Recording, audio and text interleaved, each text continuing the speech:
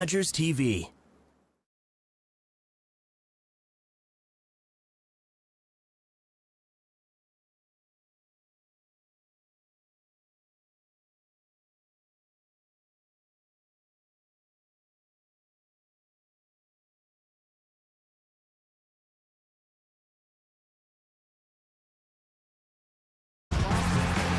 Here from the Wilmot Recreation Complex in Wilmot, Ontario. I'm Jason Haycombe, and I'll be joined alongside for another season with Steve Doc McGregor.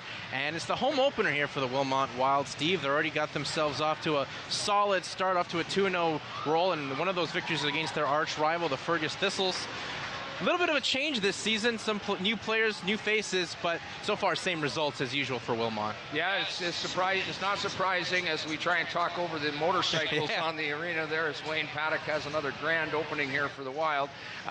The Wild and the Brantford club here have both ended up on the top of the standings here. Brantford being the defending Meredith Cup Junior C champions from last year. Yeah, absolutely. And Brantford, always a team that gives Wilmot a little bit of a run. Last year when these two teams met was a little bit physical contest and games that went down to the wire where both teams split wins at each other's barns. But for Wilmot, as we talked about, their start's been really impressive with some of their new faces coming on, and especially the likes of number 19, Kent Radburn. Yeah, Kent Radburn is a great pickup for the Wild. He played his minor lacrosse in Guelph and has played Junior B in Guelph, and the Wild are very fortunate to have him scoring some goals for him this year. I believe he has 7 already. Yeah, he's up there 10 points already in the season in just 2 games for Wilmot. So talk about making a solid debut for the Wilmot Wild. Now their opponents at the arena today are the Brantford Warriors. And for Brantford, as we said, they can cause some problems for Wilmot, but they're a little bit short-staffed. A lot of the guys that you'd normally expect to be there in Brantford aren't here, but still, Brantford's got to find ways to capitalize. Yeah, they have a few guys at college on scholarships, field lacrosse scholarships, so they're missing a few that will be coming back. But they are always a pesky bunch, and I think you'll be in for some excitement this afternoon. Well, absolutely. The thing with these two teams is it does tend to get a little chippy. Brantford, a team known to go to the penalty box quite a bit, and so far, Wilmot's been hot with the man advantage, so that could be a storyline that we could play into these types of games. But, you know, for Brantford as well, as we said, a lot of guys missing, but we got to remember, this is a team so far, they're also playing their third game 1-1, and that's not a bad start for the likes of Brantford. No, it's not a bad start. Again, considering they're missing 3 or 4 of their better players right now, 1-1 start is good for Brantford. They will definitely be a contender for the Meredith Cup again this year. It's only their 3rd season in the Junior C loop, and they'll be contending for the title once again. Yeah, absolutely. And right now, the Wilmot Wild players are getting the proper introduction, as this is, we said, the home opener. So the arena's quite packed here at the Wilmot Rec Complex for what should be another outstanding season of Wilmot Wild Lacrosse here on Rogers TV. Yeah. And we'll just take a look at the player introductions right now. Number 7, and your captain this year, Brett Liebold. Assistant captain, number 8, Luke Finaro. Wearing number 9, Ryan Borges. Number 10, Jordan Hawthorne. Number 11, Dylan Kuntz. Number 14, Hayden Berger. Number 15, Tyler Nagy. Number 16, Ryan Smart. Number 19, Kent Radborn. Number 17, Colton Bess. Over to you. Number 21, Hunter Schmitz. Number 22, Ryan Buller. Number 23, Assistant Captain Matt Wyman. Number 24, Assistant Captain Tyler Verutis. Number 25, Travis Weber.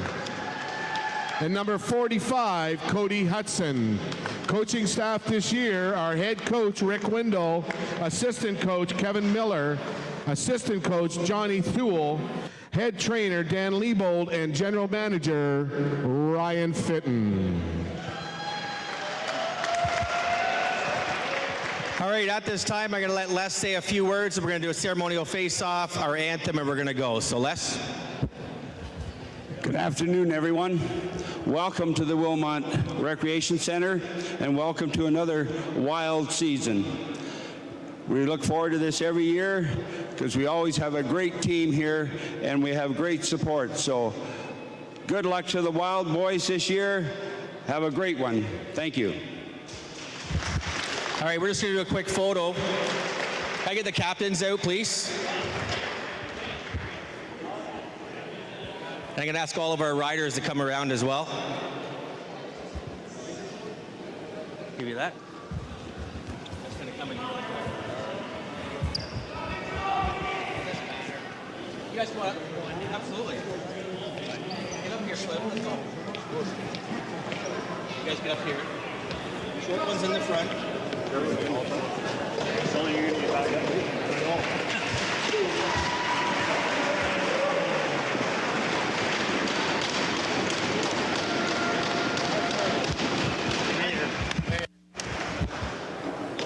All right, at this time I ask you to please rise if you can, remove your caps, and we're going to welcome Kaylee Leone onto the floor to sing our anthem. Kaylee. And I think Kaylee's a little nervous, so we're all going to sing along and help her out today.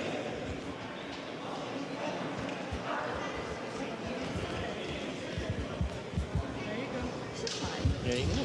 Make sure you're nice and loud and clear. And where do I start? There you go. Facing this way or facing That way, legs over there. Okay. I don't know where to start.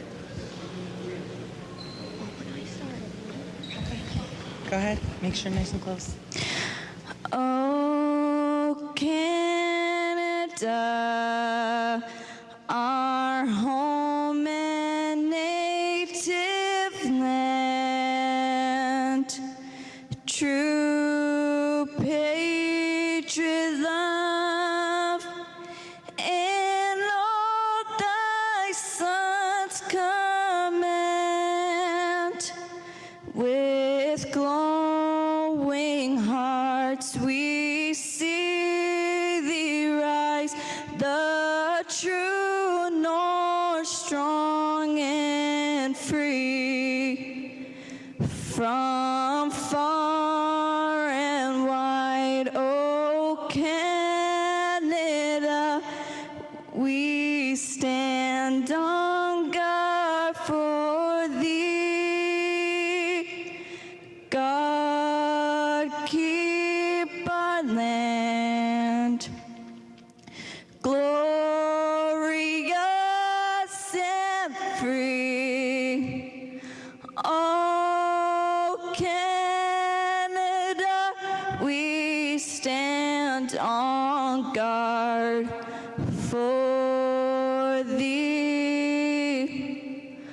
Oh, Canada, we stand on guard for thee.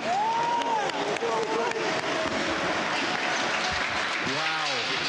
Very good job. Well, after a nice set of opening ceremonies and Oh Canada, we are just moments away from the start here at home for the Wilmot Wild. As we mentioned off the top, the Wilmot Wild off to a 2-0 start with impressive wins over the likes of Fergus and Mimico, who Mimico themselves are having quite a nice little season. But for Wilmot, Doc, we talked about this off there, their first game of the season, a big victory over Fergus, who are their arch rivals. That's got to give a lot of confidence to this Wilmot team where there's a lot of new faces in.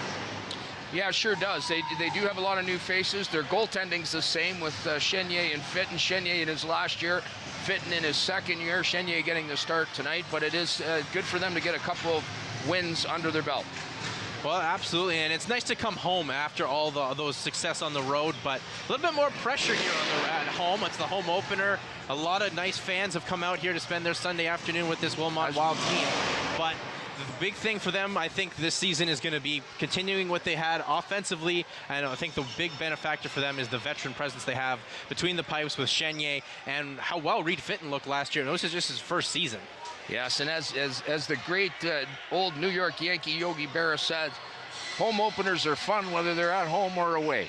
Yeah, that's absolutely true, and this should be a sensational match between two teams that split wins in each other's arenas. Last season, Brantford and Wilmot, and the home side of things are about to get underway for the Wilmot Wild. Mitchell Dunham starting in goal for Brantford. It's his 3rd game of the season. And Andrew Chenier getting the start for the Wilmot Wild. And we're underway at home here in the Wilmot Rec Complex. And Leibold will scoop this up for the Wild, their captain. Yes, Brett Leibold, the captain of the Wild this year. In his last year, his 2 brothers played here, and of course his dad is the trainer. Makes the feed off for Nagy. Nagy trying to create some separation here and flips it off to Bowler. Ryan Bowler coming in. Nice save made there by the likes of Dunham. Ryan Bowler, an excellent acquisition by the Wild. He grew up through KW, played for the Junior B Allura team last year. So the Wild will reset here and cycling this ball very nicely.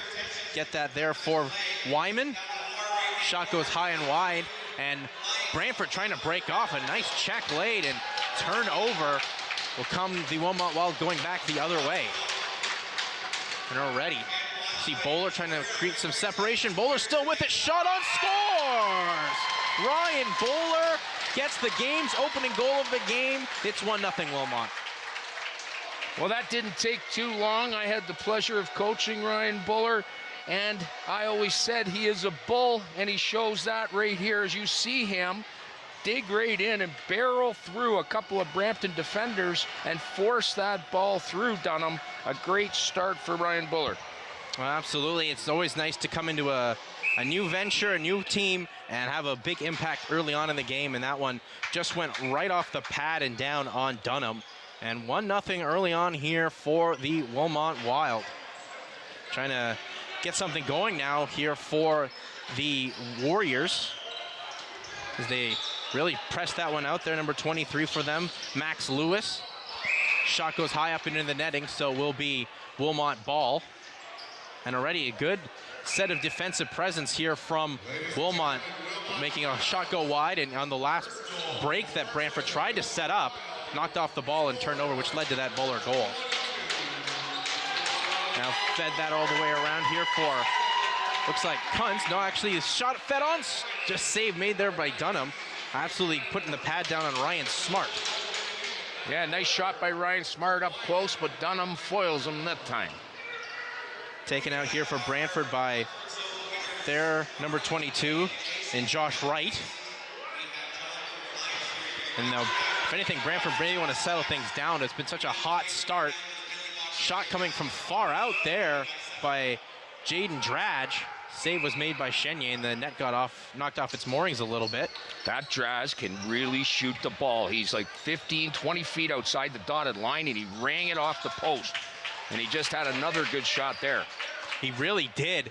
Chenier wasn't really sure where it was caught up in his pads, but he made the save, and his team will come out here, well, the Wild, with Wyman putting up the rush. There's Bowler, the goal scorer, and he'll feed that one off there for Radburn, who, as we mentioned off the top point getter, already 10 points in 2 games.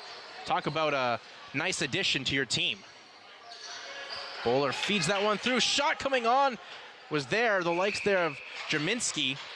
Sam Jerminski, another new player. So the new faces here, Doc, really have left a solid opening impression here with the Wilmot Wild. Yeah, Sam Jerminski is a rookie this year with the Wild. He played his minor in KW and finished up midget last year, and a great acquisition for the Wild. Absolutely. These youngsters, these new faces have come on in and made quite the impact early on as well. Bowler with his first game here for Wilmot, getting the opening goal, and once again Wilmot looking for a little bit more, and the shot clock just expired there. So there's some good defense from Brantford, really forcing Wilmot to cycle that ball out all around wide, and really couldn't find a way in on their goaltender in Dunham. Lost a stick, did a Wild player, so Brantford's going to try to make something happen quickly here with Nizelski. But he makes a quick pass off for Dradge as he comes off the floor. Spin move all the way around. There's Lewis, but Lewis lost the ball, and 3 white jerseys all around. So good defense from the Wild. Really making life miserable for Brantford trying to set up shots. It's only Dradge that's had 2 solid shots on, but you'd expect that from someone of his stature. Yeah, Brantford not getting much inside, but if Dradge keeps shooting like that from the outside, they can score a few. Oh, it's nice behind the back shot coming on there from Hayden Berger, who he was such an important player last year for this team. in Wilmot. Some rough stuff going on. Officials have to get in there to separate it. And looks like Brantford players going to the box for roughing Ryan Buller. I'm not sure what number it was, but the Wild will go on the power play. And the Wild early on in this season do have themselves quite a solid power play. As we take a look on the power play statistics, Wilmot is second right now at 31%. They made Fergus pay out quite a bit in their opening game last Saturday, and they'll try to make that happen now. So, see Radbourne on the top. Now couldn't complete the pass there, and it's a roughing penalty for Brantford's captain, Connor Merritt. Shot scores right from the top of the point. There, it's Radbourne. It's 2-0 for the Wild. Nothing special there, but Radbourne makes his presence known early here. A great shot from the top. They just moved the ball around. Fenoro set him up, and Radbourne just drilled one past Dunham to give the Wild a 2-0 lead. And you'll see it here on the replay. Just get the ball to a man that's been hot off the hop here for Wilmot, Kent Radbourne, and Radbourne burns Dunham. It's 2-0 here early on. About 5 minutes have gone by. And that's what the Wild need to do if Brantford gets pesky. Well, there's Brantford with their captain, Connor Merritt, who's fresh out of the penalty box after that power play goal from the Wild, trying to get something going quickly here. Possession will go back the way of the Wild. Brantford starts taking penalties and the Wild score in the power play, they're going to be a lot less likely to take penalties. Well, absolutely, especially with them being so short-staffed, with a lot of guys that had been here or not here right now, as you said, Doc, fulfilling some college obligations. So that does put a bit of a monkey in the wrench here. And looks of course, like we're going to have another penalty to Brantford, this one for checking from behind.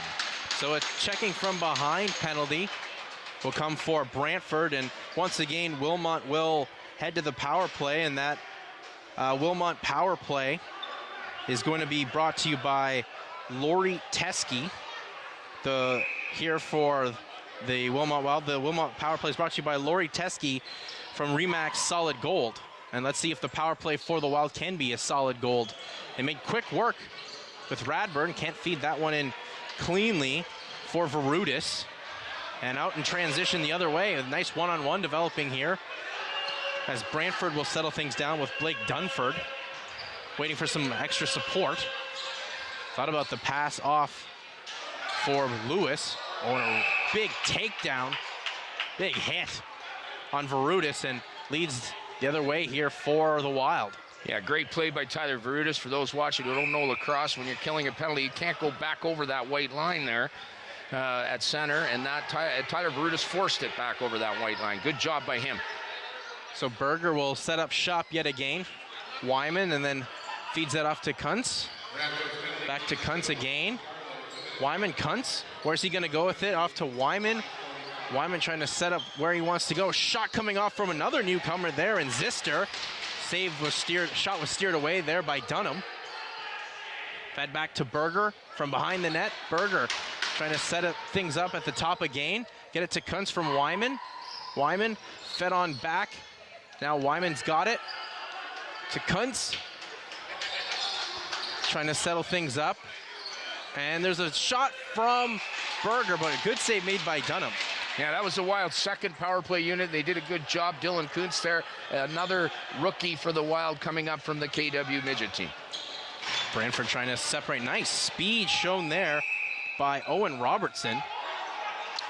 It's a minor interference called against Brantford. It'll be Wild's ball, and they will have 26 seconds to see if they can capitalize on their second power play here. Well, the way they move the ball has been impressive, but this second go around on the penalty kill for Brantford, they've shown some much tighter defense, really trying to clog up any lane that Wilmot thinks they can just throw a shot on, and they may have to right now. A nice feed coming on in, but already a whistle called, and it's going to go the other way. That was a play the Wild ran that we ran with Team Ontario Bantams last year, but there was a little too much movement on the pick there, and the referee called interference.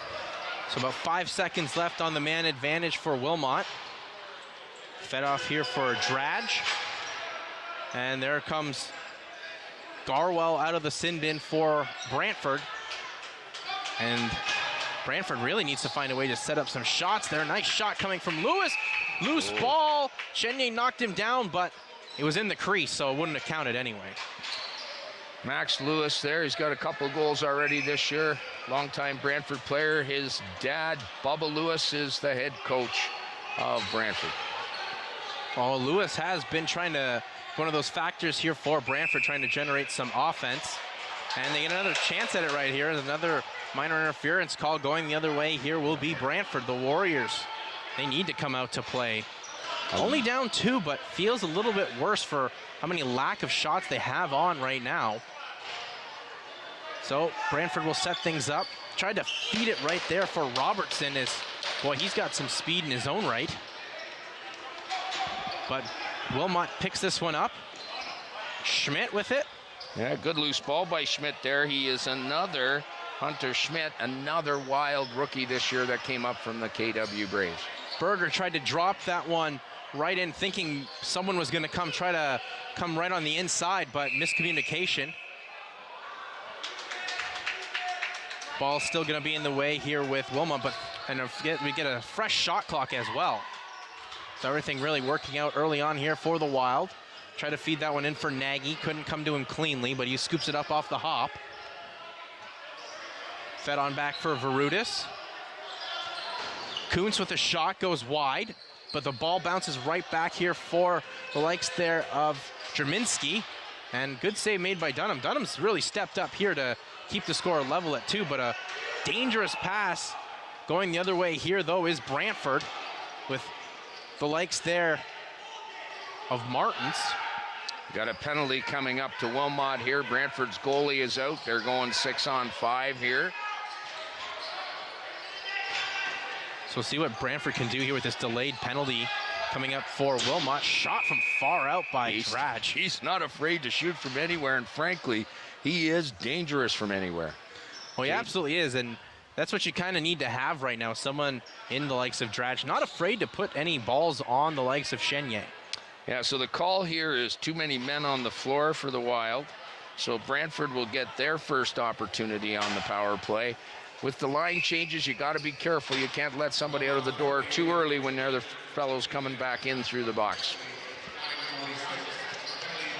So we'll see what the penalty kill for Wilmot can do. And a shot coming on very quickly. And the rough stuff was going on there. That was Connor Merritt with a great shot. Good save made by Chenier. And then, there goes that power play. Well, no, not exactly. Brett, still going to be a power play, but they just took both of them, Brett Liebold and Connor Merritt.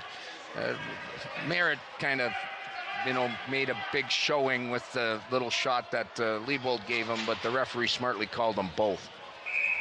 Well, at least you're going to call it evenly there. And as we have let people know, there is some rough stuff that tends to happen when Wilmot and Brantford get going, and officials maybe don't want to see a lot of that early on here and trying to lay down the law by sending both Liebold and the Brantford player, and Wilmot, trying to get something going, but 3 black and gold jerseys. That was incredible. Ryan Buller went into traffic with 3 guys, and he still ended up holding on to it. Good job by Ryan Buller to kill this penalty here. So Buller will reset up, taking his time, waiting for some players to come around here to generate on this 4-on-3. You can see here the Wild are killing the penalty, using the clock. Yeah. Just smart lacrosse, and there was a great shot coming on from Radburn. Yeah, and because the ball went off the goalie and out, the Wild will maintain possession. So they're doing a terrific job killing the penalty here. Ryan Smart with it now. And Smart getting dealt with by Dunford, Blake Dunford, and getting some support is Dunford with Josh Wright, and caused a turnover, so some good defense from the Warriors as they will break out right now. And putting on the brakes was Wright, and rightfully so, wanting some more attackers to come on, and as well a line change, so fresh legs. Brantford has 30 seconds left here to see if they can capitalize on this power play. Nice feed, shot coming across, and what a hit coming on there from Zister as he absolutely ran over Ryan Dorr. But resetting again, shot coming out, nice save made by Chenier on the legs there of Robertson. Still 15 seconds left on the Brantford power play.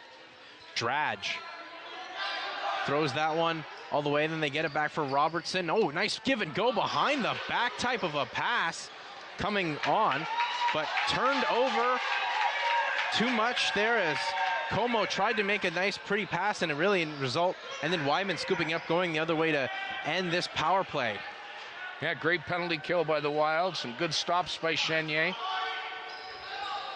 Trying to fight on in, coming on there. Nice shot. Went a bit wide there. Loose ball. Who's going to come up with it as there's Dradge laying the body on Wyman.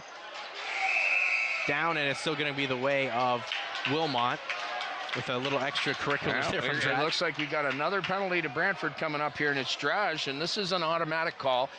He knocked Wyman down, and then he cross-checked Wyman while he was lying on the ground. There is no cross-checking a player when he's lying on the ground. We'll take a look at this. Yeah, absolutely. He laid the shoulder into Wyman. That's all okay. That's all okay. But that is not okay. That's an automatic penalty. So good call by the officials, and once again, the Wild will go to the power play, and this power play is brought to you by Lori Teskey, a Remax Solid Gold. Cycling that shot comes up high. Didn't miss by much there from Finoro. Finoro again gets it. Feeds it back for Nagy. Off there for Radburn. Now Radburn. Shot scores! Luke Finoro on the power play again. It's 3-0 for the Wild. Well, I'll tell you, if the Wild's power play can play like this, the peskiness is going to get taken right out of Brantford. And that man short, Brantford tried to pressure the Wild, and the Wild made 3 good passes in a row, and it ended up in the back of the net. Great power play by the Wild, responding to Brantford's pressure. Well, most of the goals we've seen from Wilmot have had at least a little bit of open space, and Wilmot, with their strong shooting ability, they're going to make you pay, and that's exactly what they've done with these 2 power play goals in this contest. And it's 3-0 here for the Wild, as Berger, looking for more for Wilmot, tried to find the likes there of Bowler, who got us opening scoring about 2 minutes into the game. You can just tell, Jason, that Brantford is starting up with their extra aggressiveness, and they better be careful, because the Wild power play is awfully good so far.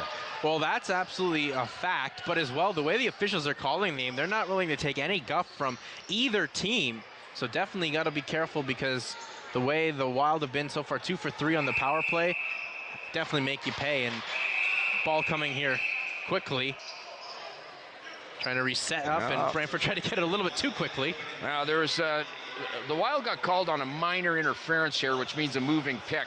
And I guess it looks like Ryan Smart might have said something to the official, as the official has called a unsportsmanlike conduct penalty against Ryan Smart. So Brantford will now have another chance on the power. Well, let's see what Brantford can do. They did cycle the ball really well, but Chenier came up strong. So Brantford with it now. There's Dradge. Dradge with a shot from far out. Save made by Chenier. Loose ball. Where's it going to end up? And Dradge absolutely unloads the body on Wilmot's Randy Borghese. Yes, and Randy's a tough customer, so I am sure Randy got that number, and look out for what happens to him later on. And then Bowler will just sit on it, trying to eat as much time off Brantford's power play. Trying to separate from the defense there. Loose ball, though, did lose it. And coming out the other way as the shot clock expires, so it would be Brantford ball. Ryan Buller doing a good job on the man short to kill some time. Use the entire 30 seconds to whittles away the Brantford power play. Brantford will reset up shop here with about a minute left to go with their man advantage. Shot far out there from Dradge. Don't know if they catch that on TV, but that was a fake ball trick played by Brantford. And there's more of the rough stuff going on right around the crease of Chenier. Still going to be possession going here for Brantford. They try to get things going off quick. Dradge A blasting shot, save made there by Chenye. Settling up now, here is Como. Then the shot coming on, another nice save made from Max Lewis by Chenye, and scooped up here by Liebold, trying to break free. Can he? Oh, what a pass there by Liebold. Couldn't get Berger, though, in stride. We're going to get a penalty call. Yeah, Brantford, they are feisty, and they've taken a penalty behind the play. It's Michael Como who took an extra shot at Brett Liebold, and that will even things up for 17 seconds, and then the Wild will be back on another power play. Yeah, that was just the type of frustration and how Lacrosse works out there. I think he was really more upset that Liebold was able to actually make an amazing one-handed pass, trying to hit Hayden Berger in stride. So with 11 seconds left here of 4-on-4 Lacrosse. The Wild have pulled their goaltender here for the to extra go attacker. 5-on-4, but they're actually waiting because when Ryan Smart's penalty expires, you'll see him run across the floor, get to the bench, and the goalie will go back in. And that's exactly what does happen. And now Wilmot will look to attack, but 5 seconds left on the shot clock. Get a shot up, and they score!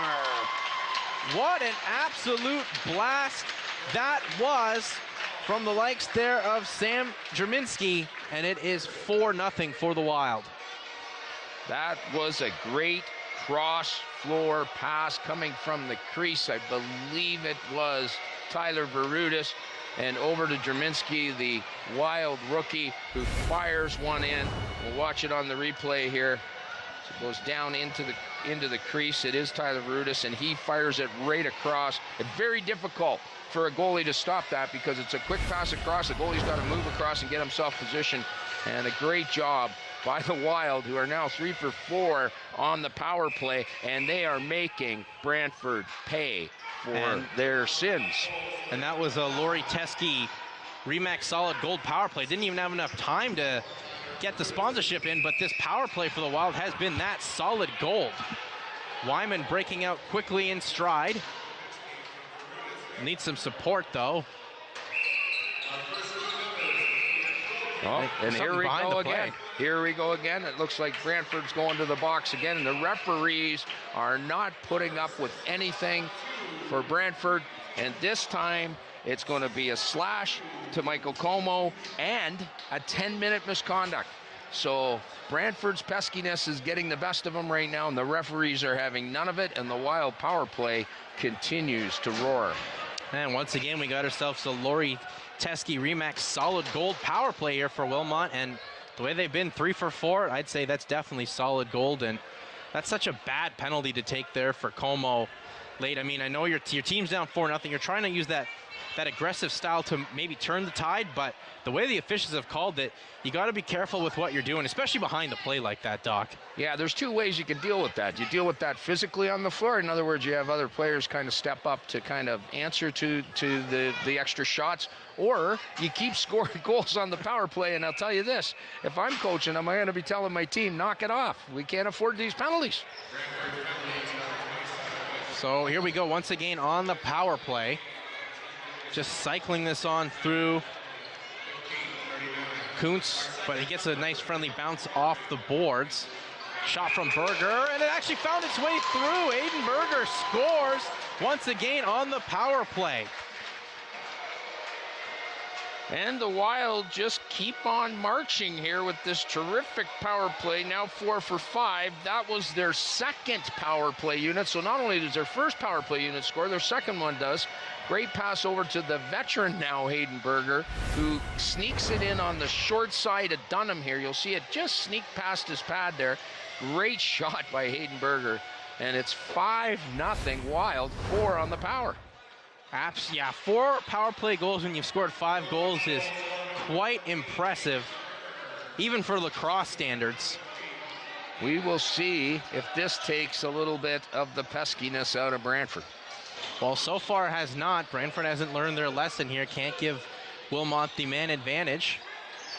Brantford, though, is trying to do something. They do have a lot of speed, and they've done a much better job of getting the ball into Wilmot's end. Just Wilmot's defense has made it life miserable to get solid shot selections, and Very nice job done with the ball there by Tyson Jibb.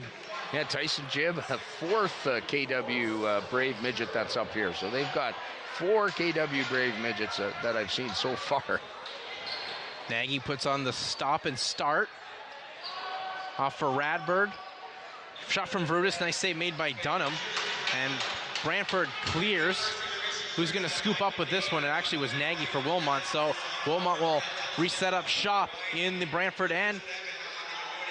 Shot comes on, nice save made there from Dunham on Draminski, who's already got one of the 4 power play goals today. Fed on through here for Brantford with Blake Dunford, but good defense from the Wild, pushing him back into his own zone.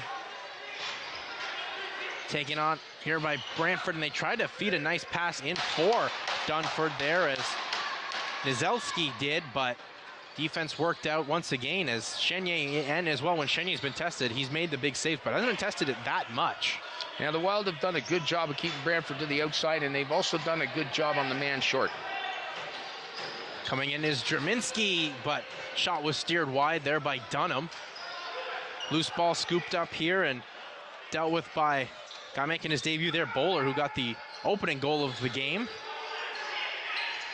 Fed on back here for Draminski, but I think it was a legal pick, and going the other way will be Brantford. They tried the home run ball, a little too much for it there on the likes there of DJ Martins. Yeah, Jason, I don't know. It's the first game I've watched this year, but it seems like the referees are calling the minor interference a lot closer this year. Well, Used to be they let a lot of moving picks go, and they're not. They seem to be calling the picks, so it's interesting. I wonder if that's going to be a trend this year.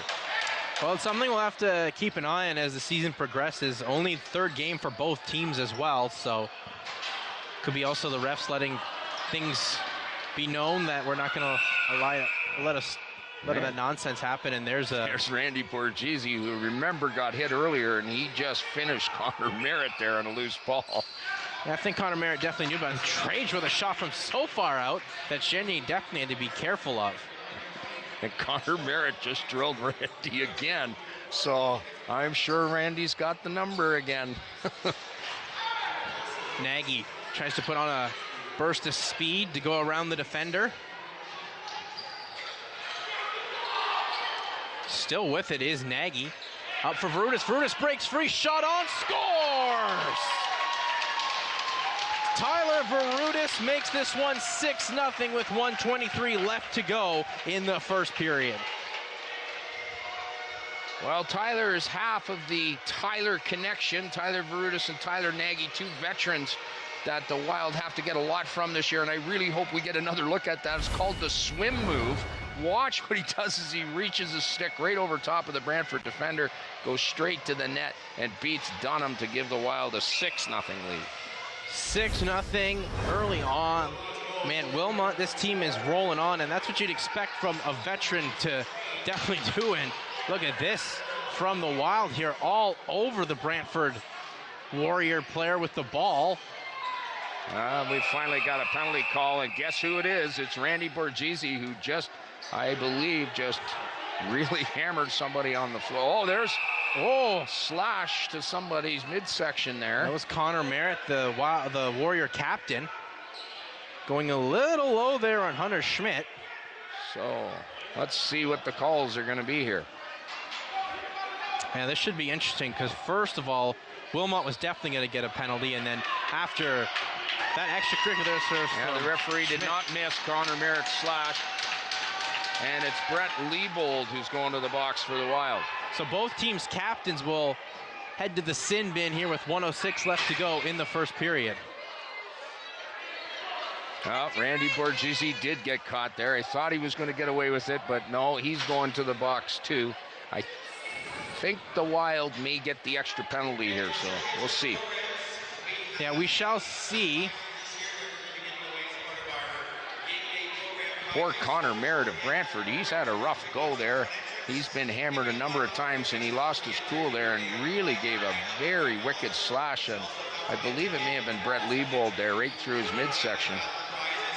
Yeah, and you know what? You can't be losing your cool this early in the game. I know things haven't been going your way. You're down 6-0, but there's a lot of lacrosse left. And, Doc, as we know, lacrosse is a game that one goal can just change everything with how the game's been going. So Brantford needs to just settle down a bit. Yeah, they sure do. And again, as I said, they're really paying the price for their undisciplined play because the Wild power play has been so good, going 4 for 5, and it takes a real edge off of Brantford when they can't play the way they like to play. Yeah, there's a way to play physical, but Brantford obviously not doing that, getting some extra sticks in there, some late hits, and I mean the officials, they're not dumb. Their eyes are on everything right now, and they're not going to let anything go to the wayside. And to their credit, they're not putting up with much here. They're trying to shut this down, and having watched Brantford play over the years, it's not a bad way to treat the game, because if you don't call it, it can get out of control real fast. So it looks here like the Wild got the extra penalty. Brantford will be on the power play. So here we go, Brantford on the power play. And we'll see what they can do. If they can get a goal here as we go into the final minute of play here in the first. Fed on this back, nice shot up high there from Lewis. Save made by Chenier and up into the netting. Right off Chenier's beam there. So Max Lewis once again feeds that back for Robertson. Lewis, nice feed. Oh, Robertson though, Owen Robertson couldn't handle it cleanly, but Max Lewis does. Spins around, shot goes wide. Fed on through there for Drads. Nice save made in tight by Chenier. And still in possession here of Brantford with 30 seconds or so left to go. Chenier makes another big save on Drad. Fed on through, trying to break up. There was a Wild player streaking on, but Wyman in tight here against Ryan Dorr. He'll just throw it all the way down, and Dunham for Brantford will scoop this up. Trying to break things up on the right wing. Here are the Brantford Warriors. Setting up shot to Drage now. Shot, oh, nice save made again by Chenier. And that'll do it here for the first period of play, as after 20 minutes, it's the Wilmot Wild up 6-0, where their power play was sensational, up 4 out of 5. Yeah, terrific job by the Wild on the power play, going 4 for 5, scoring 2 even strength goals, and they are up 6-0. And Brantford has been schooled here in the first period, but as you know, Jason, it is a 3-period game. It is a 3-period game. They've got some momentum going. They just need some answers to find a way to beat Andrew Chenier. So after 1, it's the Wild 6, Warriors nothing. We'll take a quick break and be back for more coverage here on Rogers TV.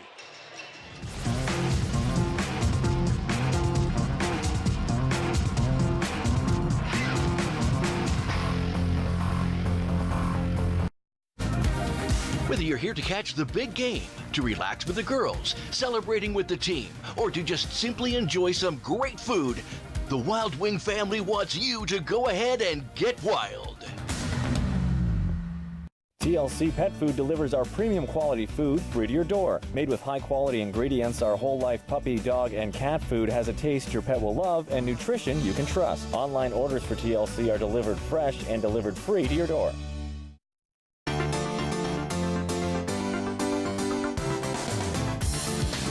We've just been handed the most important mission in the free world. Hold on. Our boys are going to ride into battle on horseback? Each of you got to make this decision. Didn't you try to eat me? Show me your teeth.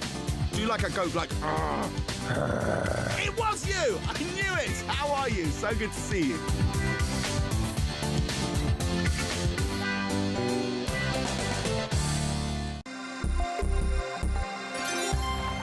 A properly fitting life jacket or personal flotation device will keep the wearer afloat. Adult flotation devices are fitted by chest size. When fastened properly and lifted, the PFD should not be able to be pulled up past the wearer's nose and ears. With inflatable PFDs, it is a one-size-fits-most. When worn, it is best to leave the straps a little loose, so there's some room if the jacket needs to be inflated.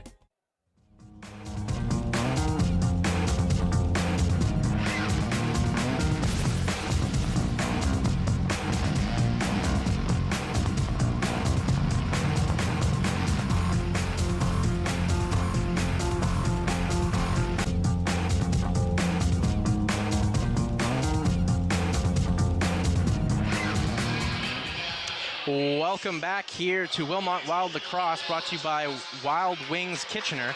And Doc, it was definitely a wild go to start things off here for the Brantford Warriors as they're down 6-0 after a very impressive start from the Wilmot Wild, cycling the ball well, and their power play was just unbelievable. And we'll take a look at the highlights in a second, but I mean, that's the start you want to have in a home opener, Doc. That's exactly it. They couldn't ask for a better start. The power play is on fire, both units, scoring 4 power play goals on 5 opportunities, and then scoring 2 even strength goals, and then getting the backstopping from Andrew Chenier that they need, and a 6-0 against the defending Meredith Cup champions. So we see on the highlights there Ryan Bowler, who making his debut here for the Wilmot Wild just 2 minutes or so into the game, gets the opening goal. And just what an impressive start. Then the power play goals started off there as we saw the likes there of Kent Radburn blasting one by just seconds into a power play. Then they once again moved the ball very well, find one through. That was another power play. Yes. Yeah, there was the Finoro goal. And once again, just quick movement on the ball. Shot coming on there from Jerminski. He buried that one. And it was just making more life miserable here, as we'll see. Berger with one that just squeaked by Dunham, the goaltender for the Warriors. And we'll take a look here at one of the more impressive goals that you'll see. Here, and they feed this one here for Verutis. The swim move coming in, beats Dunham around the blocker side. And that's been the type of story it's been for the Wild. When they get a lot of open space, they make you pay. And for Brantford, they need to make some adjustments. They've created a lot of great opportunities. They have some speed. They've been able to break out, but Chenier's just been unbelievable so far. Yeah, Chenier's made the stops when he needs to, but the Wild's offense is very diverse, very spread out. We had 6 different goal scorers there, and they're going to be hard to contend with this year if they keep getting goals from all over the place like they did in the first period. And the one thing we mentioned it on the broadcast early on, a lot of those new faces, Doc, your Jerminskis, your Radburns, and now the likes there for Ryan Bowler. That's a huge impression to make on a team where you're just coming in brand new and you're already making an impact. Yeah, great acquisition. Ryan Buller did a great job killing penalties in the first period as well, hanging on to the ball, chewing away the time, and of course added to the offense as well. Yeah, and exactly, and just great ball movement as well. I mean, the variety too, that's something that makes a lot of lacrosse teams so dangerous, as in within any sport. If you can mix it up with whoever's going to get the ball, anyone that's dangerous to score can score, makes life a little bit miserable for the opponents, as we've seen Brantford creating chances, but it's really been the likes of Drage. Yeah, Drage has got that great shot from outside. You saw him there hit the post, and that was the only really close chance that they had to score. And he was from about 15 feet outside the dotted line. But Brantford had 3 power plays, and they'll still be on the power play going into the second period. And they're not capitalizing on their power play. If they were capitalizing on their power play, it'd be a little closer right now. Be a little bit closer. We'll see what does happen, though, in the second period. And we're moments away from that, so we'll take a quick break and be back for more coverage here on Rogers TV.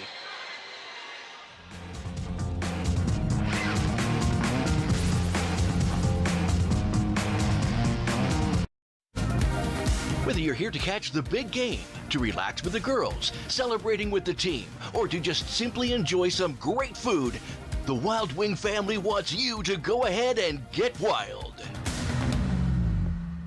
TLC Pet Food delivers our premium quality food free to your door. Made with high quality ingredients, our whole life puppy, dog, and cat food has a taste your pet will love and nutrition you can trust. Online orders for TLC are delivered fresh and delivered free to your door. For Sir George Etienne Cartier, the work of uniting Canada was as vast as the country itself. First, he won over Quebec. Union is the only way forward. No, Monsieur Cartier. Confederation will cost French Canadians their nationality. Monsieur, together we will form a political nationality independent of our origins. Diversity will be Canada's strength. Then he fought for Manitoba. The Northwest has formed a government under Louis Riel. We will not join Confederation unless our rights are respected. So you want a new province? Then you'll have it. There will be a place for your people in Canada. He envisioned a country from Atlantic to Pacific. British Columbia won't even think of joining Canada without a wagon road through the Rockies. Ask for a railway. We are building a country after all. Bold as a lion, Confederation could not have happened but for him. Le Canada, son pays, ses amours.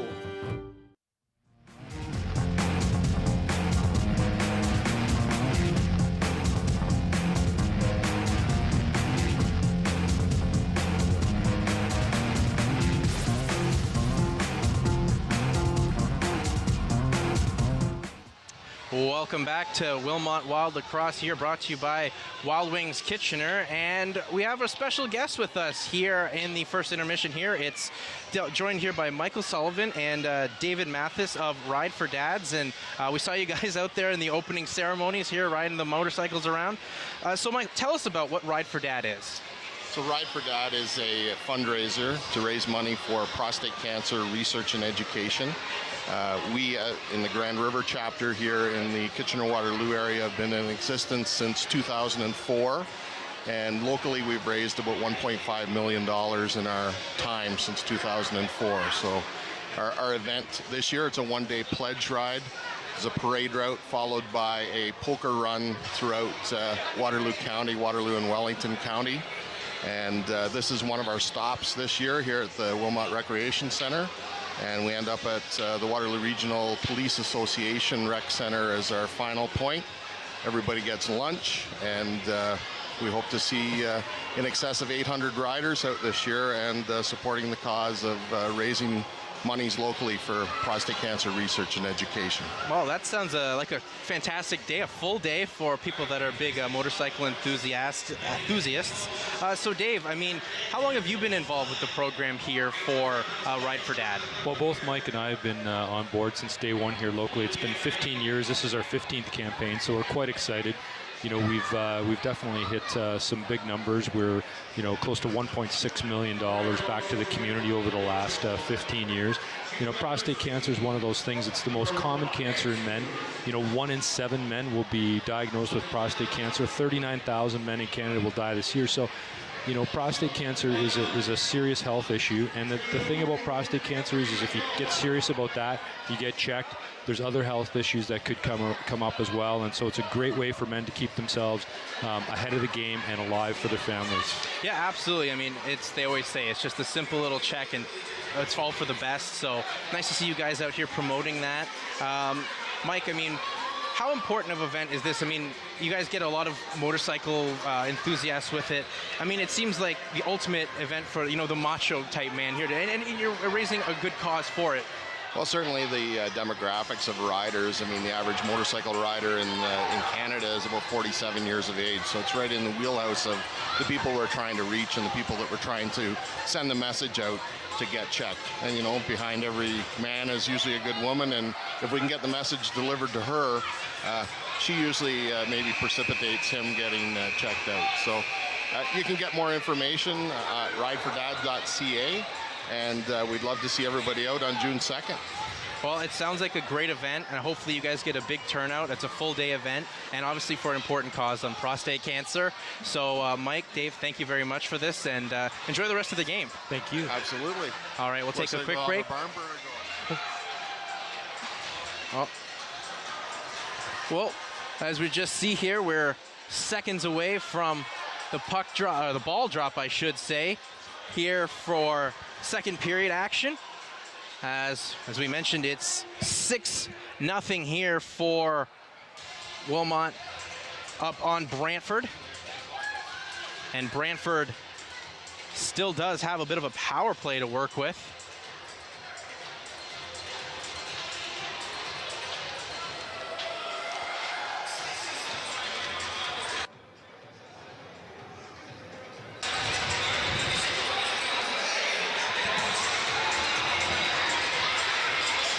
Well, there you see the likes of Schmidt getting ready here for second period action, and you got to wonder here, Doc, what adjustments Brantford's got to make, because they were generating a lot of momentum, putting a lot of shots towards the likes of Chenier, but had no answer and can't find a way to get inside on them. Yeah, and you know, they get a good opportunity here because they're starting on the power play, and if they could put in a power play goal here, they'll be right. They can get themselves going here. They're a good team, so if I were the Wild, I would be careful not to sit on things. Nope, definitely don't want to sit on anything. As Max Lewis tries to create some separation. Ball on his pass attempt there for Robertson, and nice job by Lewis to all individually. Tried to flip it up for Robertson, though. Coughed it up, and Schmidt does have it. Actually, we missed something. I missed something there. Brantford had a penalty at the end of that period, so we are actually playing 3-on-3 here, not a power play. Yeah, didn't see what had happened. Maybe some, once again, unsportsmanlike type of material. Didn't catch that one. Here's Buller coming on, shot on. Tried to use the bounce shot, but went high up into the netting. He just barreled on through there and got a great opportunity, but just couldn't hit the net. He's got a good head of steam and obviously a sharp shot with how he opened the scoring here for the Wild. Cycled this one through for Robertson, coming in, shot on, loose ball, reset, and Wilmot does have this one. Another big save by Chenier. Yeah, huge save by Chenier yet again. Fed coming in, shot on, nice save made by Dunham, absolutely robbing Finoro there with the pad save. Trying to break out here is Garlow, Austin Garlow of the Warriors. Notice how he's using a wooden stick. You don't see too many players using one these days, but Austin Garlow with the wooden stick there. And Brantford's trying to get off the ball here off the boards, but good defense from Wilmot. Now 5 seconds left on the shot clock. Lewis spins, bounce shot, and went up into the netting, so will be Wilmot ball. And the Wild will have a short 17-second power play here, and they get Kent Radbourne out to quarterback it. Well, that's a guy you definitely want to have quarterbacking it the way he's been able to shoot and find the net so far this season. Cycling this one all the way through. Jerminski fed on, and there goes the power play. So we're back to even strength. Radbourne shot on, save made by Dunham right in the chest area. So good save made by him. And he's made some big saves in this game. I mean, the score line doesn't look as friendly for him on his goals against average, but he's made some big saves. It could be a lot worse if he hadn't made some of those saves. It's just the man advantage that Wilmot's had. There's a break going in for Dorr, but Chenier made a nice save, and the Warriors get it back on the bounce. Trying to settle things up there is Connor Merritt. Merritt, loose ball, knocked off of it, and there's some solid defense from Leibold as the shot clock was about to expire, and it's a loose ball picked up here for the Wild. Trying to break away here is Leibold. And he did nicely feeding that to the speedster and Berger. Hayden Berger nearly lost his footing, but reestablishes and give and go with him and Finoro. Now Berger to Jerminski. Tried to feed that one in. Shot on, scores! Finoro is second of the game. It's 7-0 for the Wild. That was some beautiful passing by the Wild there between Finoro, Hayden Berger, and then Jerminski. Just fantastic passing. Let's take a look at this in the replays. There's Hayden Berger. He finds Jerminski on the far side, and he manages to find Finoro in tight. Finoro finds the ball and puts it past Dunham. 7-0 Wild. So that goal is Finoro's fourth of the season. Came in today with 2 and has himself 2, so up to 4 goals already early on in this season. Here's Finoro. And if you remember last season, Finoro was one of those big important players for the Wild, and one of the newcomers. Nice feed, nice vision coming in for Nagy. Good save made by Dunham up high. Rebound coming in, shot and score. It's Varutis, make it 8. Tyler Varutis gets his second of the game. It's 8-0 here for the Wild. Varutis now up to 5 goals on the season. And Dunham's just going to take a seat in his net wondering what has happened today. Yeah, the Wild capitalized on a fast break. A great pass up the floor to Radbourne. Across to Nagy. Probably shouldn't have shot, bad angle. But the way things are going today, Varutis picks up the rebound and gets his second. So make it 8-0 Wild. Yeah, definitely make it 8-0 Wild. And talk about that nice vision there from Radbourne. He could have himself broke on in. Found Nagy, good save from Dunham, but couldn't control the rebound, did Dunham, and Varutis on the doorstep to bury it to make this one 8-0 here. And we've just had 4 minutes go by here in the second period.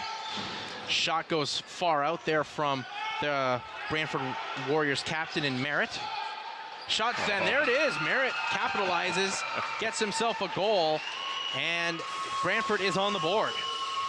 Oh boy, I was just about to say Brantford's going to wonder if they're ever going to score in this one, but as lacrosse goes, you can get them even when they're as ugly as that. Connor Merritt shooting from far outside, and Adam Zister, who we haven't talked about yet, he gets a piece of his stick on this, and still somehow it goes in. It's a crazy goal really here. Watch this. Adam Zister followed through on the shot from way outside. Unbelievable, but Brantford's got one. And good job to get back defensively there was Martins, and Connor Merritt gets his 3rd goal of the season, and maybe Brantford can now get their legs under them. They had a nice base going on in the first period, and now they've got themselves that all-important first goal of the game for them, but that's a big hill to climb still, 7 goals, but it's lacrosse, so anything can happen. It sure can. And I don't know if you've noticed, Jason, Brantford seems to be a lot tamer now than they were in the first period. I'm sure they got an earful from their head coach letting them know we can't take these penalties because Wilmot's eating us alive when they have the power play. Cycling it on, trying to go for Fenoro again, trying to get himself that hat trick, but couldn't control it, and Dunham kicks that out there for DJ Martins. An open feed shot, scores! Max Lewis all alone on the breakaway. It is now 8-2. When Brantford sticks to playing lacrosse, they can be pretty good. And the Wild get caught on a line change there. They did not get off fast enough. Brantford, Max Lewis snuck in behind the Wild defense. They got a nice long pass. You'll see it right here over top of the Wild defenders. And Max Lewis put it right in the right spot. Chenier didn't have a chance. Max Lewis gets his 3rd goal of the season as well, and had a Brantford player get absolutely run over. Yeah, Coach Lewis is not happy about it, given the official where Brantford's looking for some penalty calls against the Wild. Well, as you said, Doc, Brantford definitely much tamer, but they definitely have the skills to pay the bills. And there was a great break on in from Merritt, trying to get his 2nd in just a matter of minutes, trying to go on the far side. Loose ball. Who's going to come away with this scrum? And it's going to be Wilmot. They win that one cleanly. Trying to spin around. There is Jibb around the likes of Merritt. Good hack going on, but Nagy's going to keep the momentum flowing on through here for the Wild. Jerminski feeds that back for Bowler. Shot goes high and far and wide, and takes a nice bounce off the end boards, and Chenier will scoop this one up, but the shot clock does expire, so it'll be Brantford ball. Taking this one out here is Nizelski, Kaz Nizelski for the Warriors. Now they get it back to Jaden Dradge. Nizelski's one of the call-ups from the Hamilton midget team, Brantford having 3 of them for this game. Dradge trying to get some separation, and finally does. Pick was set. They're going to say he was in the crease, was Dradge. So even if he had scored, it wouldn't have counted. No, the Wild got caught with too many. Oh, boy. Oh, too many Millers, so it was a possession call there. Bouncing ball was picked up by Wilmot's number 10, Jordan Hawthorne. And ball did squirt back, but Chenier had to be careful, but his veteran presence with his strong stick handling ability is able to clean that one up nicely and throw it back into the Brantford zone. And out quickly go the Warriors, though. Merritt puts a nice stop and spin type of a move. And her pass was intercepted, though, by Bowler, and Bowler is all alone on the breakaway. Coming in is Bowler, shot on, scores! Ryan Bowler, 2nd of the game. Oh, they're not going to say it was a goal. Yeah, it was no goal. Ryan Bowler was in the crease. The referee called him in the crease. If we get another look at it, it was a pretty close call. I thought myself it was good. And you'll take a quick look at it here as Brantford's on offense here, but watch this. His feet, his foot is touching the crease. Good call by the referee. Yeah, definitely good call. Missed opportunity here for the Wild, so we'll see what does happen. As the way Brantford's been playing, it's been a much better 2nd period for them with these 2 goals, and approaching the midway point of the period. Another one and some big saves from Dunham. we could have ourselves an exciting third period. Brantford's not the Meredith Cup champions for no reason. They're a good team when they stick to lacrosse. There's a shot from Fenoro. Dunham with a nice save. Fed off here for the Warriors. Oh, what a pick off by Radbourne there. Now Radbourne absolutely robs the Warriors. Puts the shot on, steered wide by Dunham. Taking up the floor now, but now Brantford's caught with too many men on the floor. Notice how the Wild got a penalty for that in the first period, but if you have possession of the ball and you have too many, it's just a change of possession. If you don't have possession of the ball, it's a penalty. So the Wild get the ball back.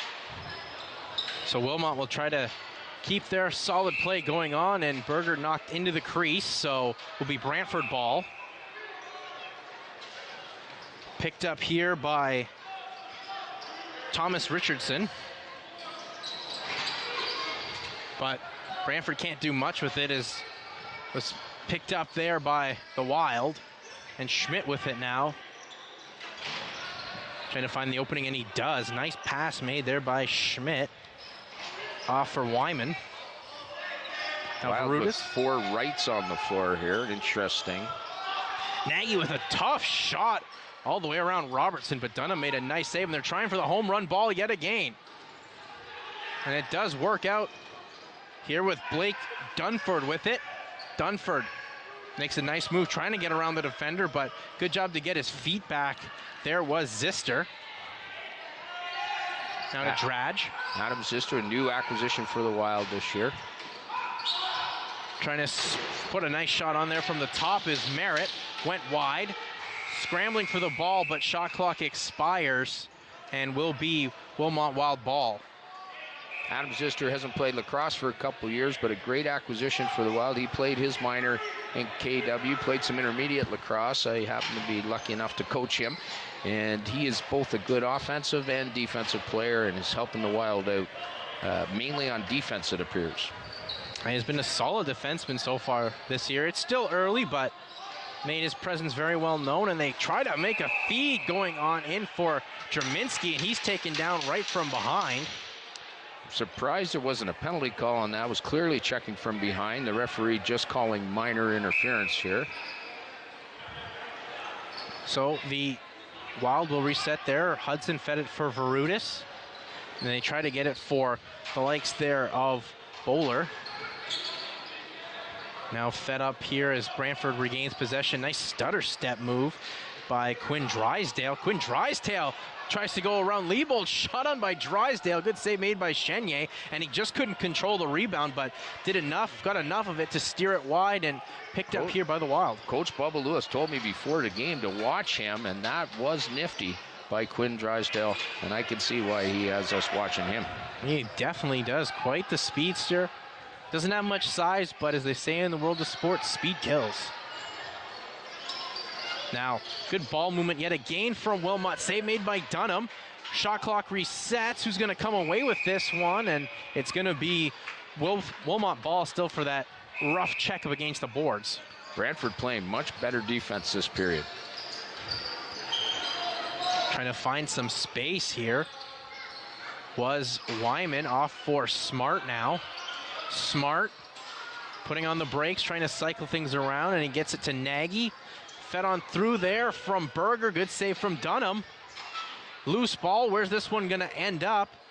DJ Martins, and Martins has this one here, and there's a lot of space for Brantford to work on as Wilmot is making a line change, and they get everyone on at the right time. Here, though, scooped up, though, by Como. Michael Como around the net. Takes the checks that are coming on from him right now by both there and Kuntz, and as well in Borghese. Loose ball, and it's still going to be possession here with a fresh shot clock for the Warriors. Pick tried to be set there, and that was a low pick. Yeah, once again, interference called on those picks. Referees calling those a little more closely than they usually. Oh, and some rough stuff going on right in front of the Brantford bench. And look who it is. I told you, Randy Borghese, who's not been happy with some of the shots he's taken. Looks like he's in it with Drage. Yeah, he is in it with number 5, Jaden Drage. And he's... They both better be very careful because they were both on a line change there, Jason, and if there's any antics inside that white box by the line change, they're kicked out of the game. Randy Borghese does not put up with much, and he stood up to Drage there. Definitely did, and they're still giving each other the chat. Looks like Drage is going to the dressing room. He may be ejected from this one. Let's see. Well, we'll find out if Drage is ejected, but that'd be a huge loss for Brantford. Huge loss. Absolutely a huge loss. Now we've got Coach Rick Wendell going at it with Lewis on the bench. Oh, now there's a stick missing here. Yeah, we'll see what happened. I think, stick was... We can see it going on here. Yeah, the stick, somehow, the stick ended up in a Wilmot stick's in a Brantford bench.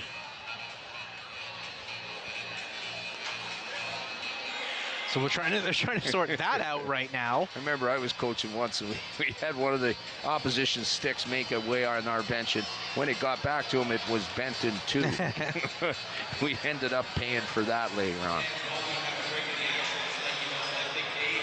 Well, one of the Warrior players had to walk farther down to pick up a stick. That was Josh Wright that scooped one up. Yeah, they had some business going on there. It looks like they were trying to steal that stick there, Jason, as it ended up down way on the far end of the Brantford bench. Well, Lacrosse has many tactics of slowing down players, and wasn't expecting stick stealing to be one, but there we saw it. The old stolen stick trick. After a wild melee right in front of the Brantford Warrior bench. It's going to take the referees a little while to figure this out, so they've told both teams to get to their benches. And rehydrate. And there's still a lot of yapping going on between Bubba Lewis. He's pointing his finger at Coach Wendell. Coach Wendell pointing back at him. Yeah, I mean, we talked about it off the top, Doc. Now Johnny, the new assistant coach there, Johnny. Oh, that's it. Somebody's been ejected now. One of the coaches is gone. Johnny Toole was trying to contain Rick Wendell. Coach Wendell has now been ejected from the game. And Bubba Lewis has got a little smile on his face over there, maybe knowing he got away with something. Every time Brantford and Wilmot get together, something is bound to happen. And we saw a bunch of players the last time they met here in Wilmot in the regular season get ejected. This time we see potentially Jaden Drage for the Brantford Warriors being ejected, and Wilmot head coach. Yes, absolutely. And Rick Wendell gone. Yes, he's... Brantford has a way of bringing out the best in you. I don't know what it is, but I've coached against Bubba Lewis all through the minor, and boy, he could get to you. But you know, after the game, he's all friendly and everything. But during the game, it's quite feisty. Well, it's definitely feisty. I mean, the thing is, as well, we are seeing behind the boards here. Number 21 for Hunter Schmidt. Hunter Schmidt for the Wilmot Wild. And that was partly what started that, was that pick, that side pick. And I think he's got a Charlie horse there as he limps over to trainer Dan Leibold. The Wild very fortunate to have Dan Leibold, the trainer for the Kitchener Rangers, trainer for Team Canada's hockey team, World Junior team. Great trainer, so he'll look after Hunter. But yeah, exactly. That's what started it, was Schmidt got blindsided on that pick, wasn't expecting it, and then as the line changes were about to happen, we saw Borghese just all of a sudden on top of Drage, giving him the business, and all of a sudden we had that wild scramble right in front of the Brantford bench, and some sticks being stolen, coaches being ejected.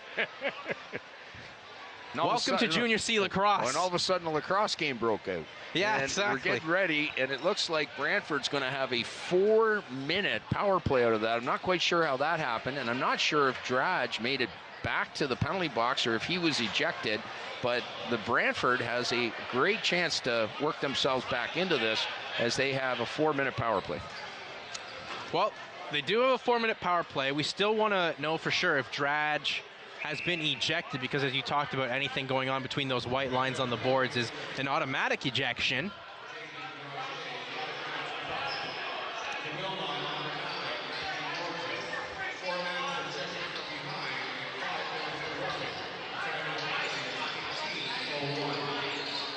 So the Warriors are cycling this around, was just trying to listen to the penalty call. Borghese got called for 4 and 5.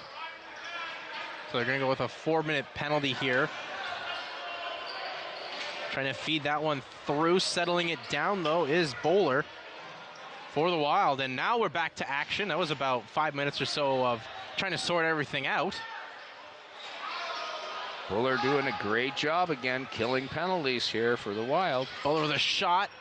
Hit, I think, a stick in front. That's why that ball took a weird bounce. And they're still going to say it's Brantford ball. You said it went off the goalie. So and I don't think it did. And Brantford Dunham goalie's not happy, but Wild will get a chance to kill another 30 seconds here, which is big for them on a 4-minute penalty. Well, yeah, obviously possession's the name of the game, and that's all Wilmot really wants to do. They just want to sit on this for the shot clock and around the full shot clock and get a shot off. And you see Brantford here, Jason, they have an opportunity. They could go 2 on the ball, but they'd rather just play it safe and let the 30 seconds go down. Bowler trying to make something around the set of defenders. The ball's now loose, and here we go yet again. And before anything can happen, they separate. Oh, they're going to call minor interference on Brantford on that one. So the Wild get a bit of a break in the call. Oh, and that's it. Somebody from Brantford. It looks like the goalie said something to referee. And it's going to be a 2-minute unsportsmanlike penalty for Brantford. Well, that's just unfortunate for them. I mean, really couldn't get anything set up when they had the power play. And only about 32 seconds or so here with the man advantage.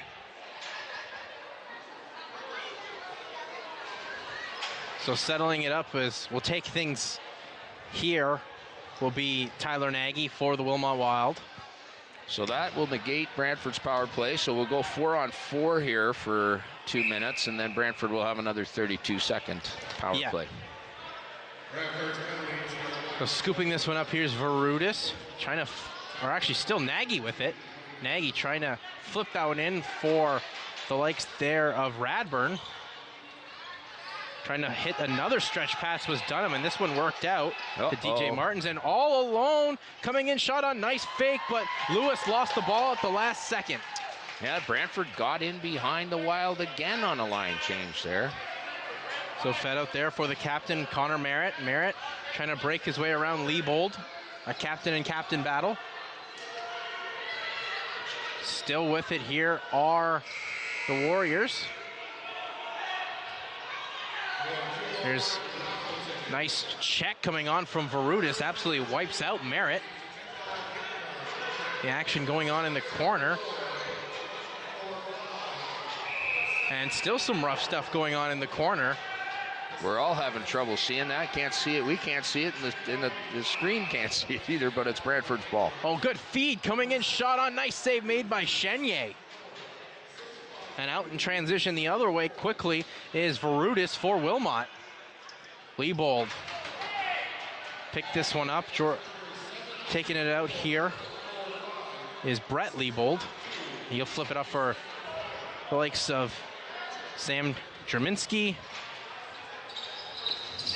Good dish going off for Berger. Nice cross-up move. And Brantford's going to the penalty box again. This time for tripping. And that's going to be Josh Wright as he tripped up Hayden Berger there. So now the Wild will be on a power play here, 4-on-3 for 29 seconds. And then they'll be playing even after that. And Brantford's taking those penalties right now where they're unnecessary in the sense of you don't need to be leaving, that extra part of your rear end out trying to trip up someone. You've got some positive motivation going on here in this second period. Can't get back into this trouble of taking silly penalties. That's for sure, Jason. Jerminski tried to feed that one off there for Bowler, but gets it off the hop. Back and forth there.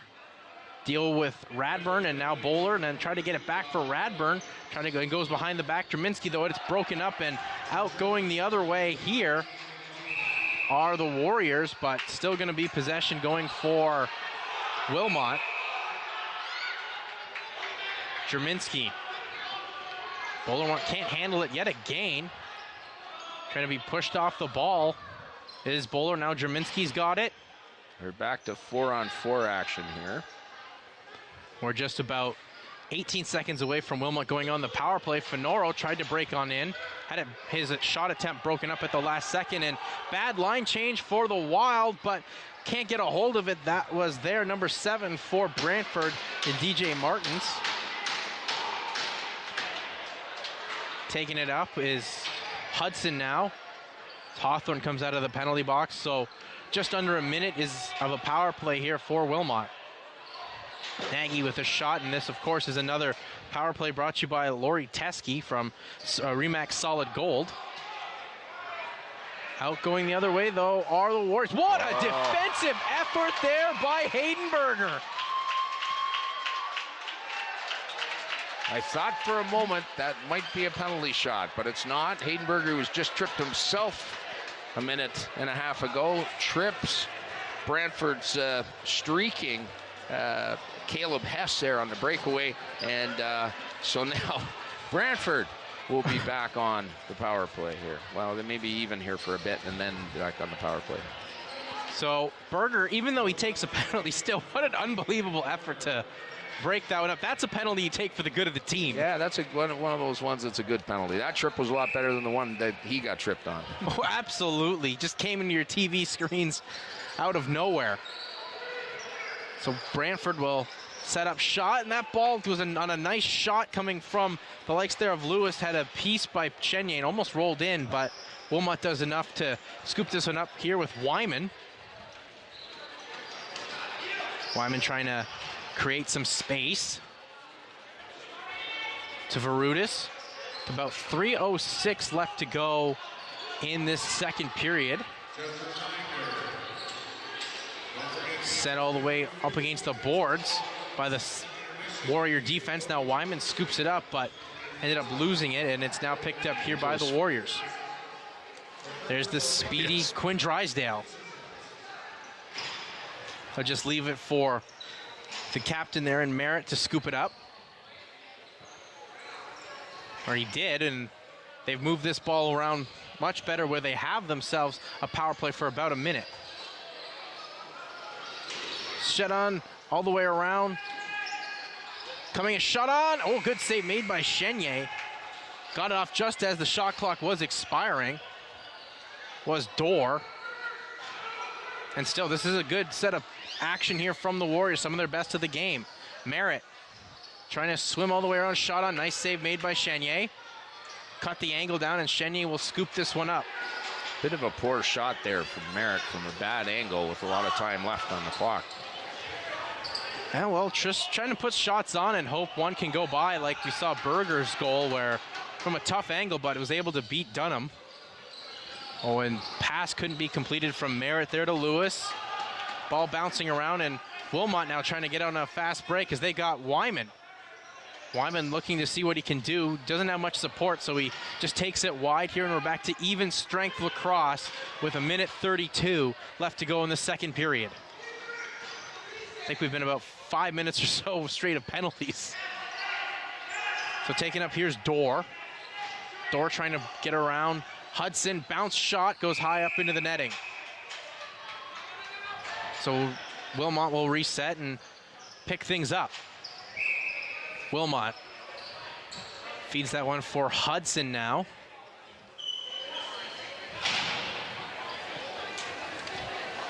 The Brantford's been a lot better this period, only trailing this period 3-2, but they needed to gain some ground, and they appeared to have lost some. Well, they went back into their old book of ways where you're playing that rough stuff, and we've talked about the refs aren't going to take any of that, and on both sides as well. There's a bounce shot coming there from Bowler up high into the netting, and I think the shot clock may have expired around the same point. So anyway, it's Brantford ball. That's exactly what happened there, Jason. So Brantford, if they can get a goal late here, about 35 seconds left to go in this second period, that would be another huge momentum boost for this team going into the third. But you got to have the ability to have the ball, and they lost it. And this good Wilmot defense. Wow. Trying to get out quickly here. 20 seconds left to go. Bouncing ball all the way around. Verutis does have it. Bounces himself off the boards. Has a bunch of players all around him. And Blake Dunford scooped it up. Now trying to hit a big feed there for his teammate there in Martins, but couldn't hang on to it. Some good end-to-end action at the end of that period.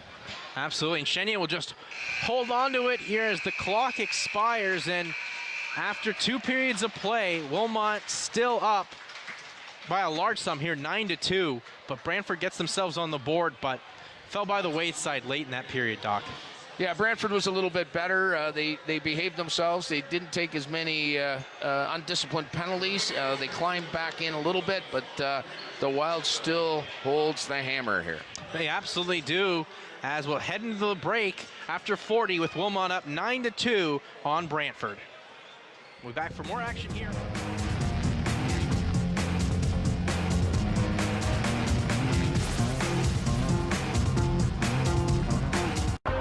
This is more than just a game.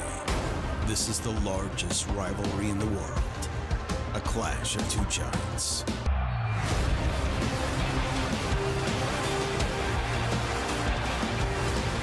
This is El Clásico. Barcelona versus Real Madrid. May 6th on beIN Sports.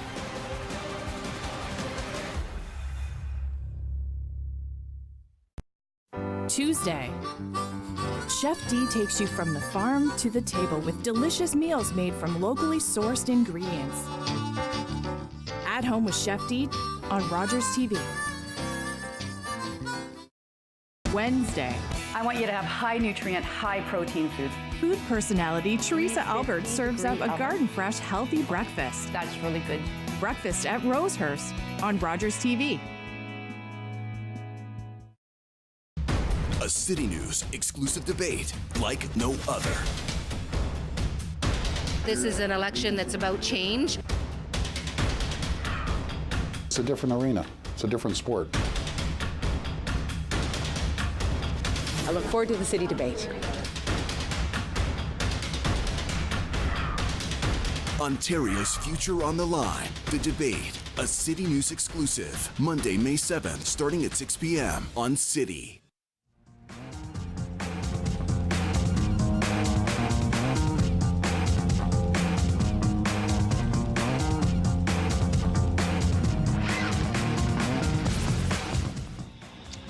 Welcome back to Wilmot Wild Lacrosse here on Rogers TV, brought to you by Kitchener Wild Wings. And Doc, it was quite an interesting second period. We really had a bunch of everything. Some goals, a lot of rough stuff, a coach ejection even. I mean, talk about an interesting second period. Stolen stick. And a stolen stick as well. I mean, talk about seeing quite a bunch of everything that you wouldn't expect to normally see in a game of lacrosse. But once again, the Wild were able to get off to a start that they wanted with picking up some big goals early. Yeah, and again, Brantford was a lot better. They were more tame that period. They avoided the undisciplined penalties. They got themselves back in the game as we look at the replays here. Fenoro with a nice one there. Yeah, Fenoro capitalized, just burying that one. And this was such a pretty goal. One of the more beautiful ones you'll see. Radwer Nagy comes on in. Shot was saved by Dunham, but the rebound comes right back for Verutis, and he buried that one on the opposite side there of Dunham. And this is where we saw Merritt finally get one here for Brantford. As you see, Merritt comes and just throws that one on, and it beats Chenier. And then just a couple minutes later, they're able to get their second goal of the period from Max Lewis. And this was one that caused a little bit of confusion here, as Bowler on the breakaway, he beat Dunham, but had his foot in the crease, so it didn't count. The score, which we left you at the break, was 9-2. It's still 8-2. Nonetheless, -1 goal. Everything's still going the way of the Wilmot Wild. Yeah, they can see over your left shoulder that they did correct the score on the board. It had us going for a bit. I thought we missed one. Yeah, I thought we missed one too, but. Yeah, it was that was clearly in the crease. It was a good call by the referee. Ryan Buller's foot stepping on the line of the crease. You clearly saw it. So Brantford got themselves back in that one, and they are a good team. So I expect they're going to give the Wild a good third period here. Well, they got to go back to their tools that they had working for them. They played much tighter defense without the physical style of play, just trying to cut down on the shot selection and finding ways to break out on odd man rushes, which they had. So Brantford, for about the first 10-15 minutes of that second period, really had themselves a solid period, but then they fell back into their old bag of tricks with the rough stuff, and they paid the price for that. Yeah, and they got in behind the Wild defense on line changes. You saw a few too many men on the floor, either possession or penalty calls. The Wild having trouble getting back on defense, and Brantford had a couple of good chances to score in the breakaway. Once again, Brantford has not got a power play goal in this one, and that is certainly hurting them. And so it's been a good home opener for the Wild. Now, Doc, the one thing I think for Brantford that they can capitalize on is Wilmot. Well, their coach was ejected. What kind of impact is that going to have in the game here? Well, it's hard to say. I mean, most of these players know how to play the game. The coach on the bench doesn't necessarily add that much, but it is a little unsettling for the players. I noticed that coach of Brantford, Bubba Lewis, there had a bit of a smile on his face as they were both kind of yapping at one another, and he got the last laugh in this one. He definitely did, and you know, a brand new coach to a team also, maybe that's an interesting impression you want to see, where he'll do anything to stick up for your team. I mean, you'll pay the price by seeing the rest of this one back in the locker room, but nonetheless, everything's riding his way right now with the way the Wilmot Wild have been playing in this game. So I don't see right now much can change, but it's lacrosse, Doc. We've seen it change many times. It's a funny game. They come out, if Brantford came out and got a couple goals early, they get themselves right back in this game. Well, we'll take a quick break, Doc, as we're going to set ourselves up, get us a refresh, as the third period is just moments away from you here on Rogers TV.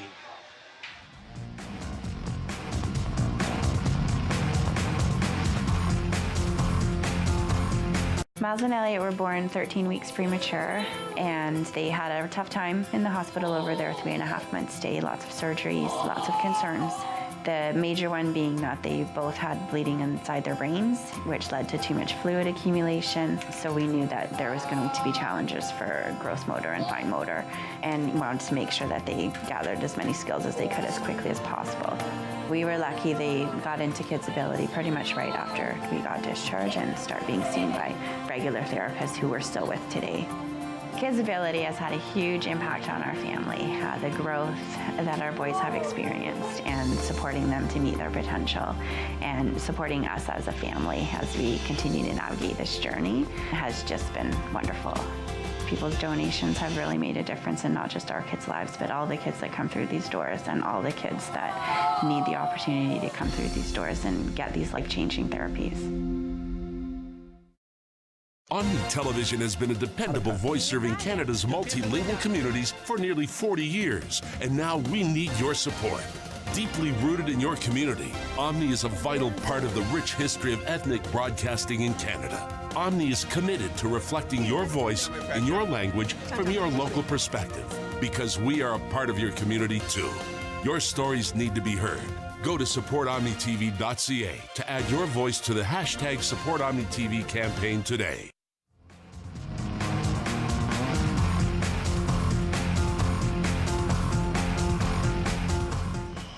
Welcome back to the Wilmot Rec Complex here in Wilmot, Ontario, for another little dip here in our intermission for Kitchener Wild Wings lacrosse for Wilmot Wild. And Doc, this has been quite an interesting game so far. As we talked about, we've seen a lot of stuff that we would expect to see with these two teams with the rough stuff.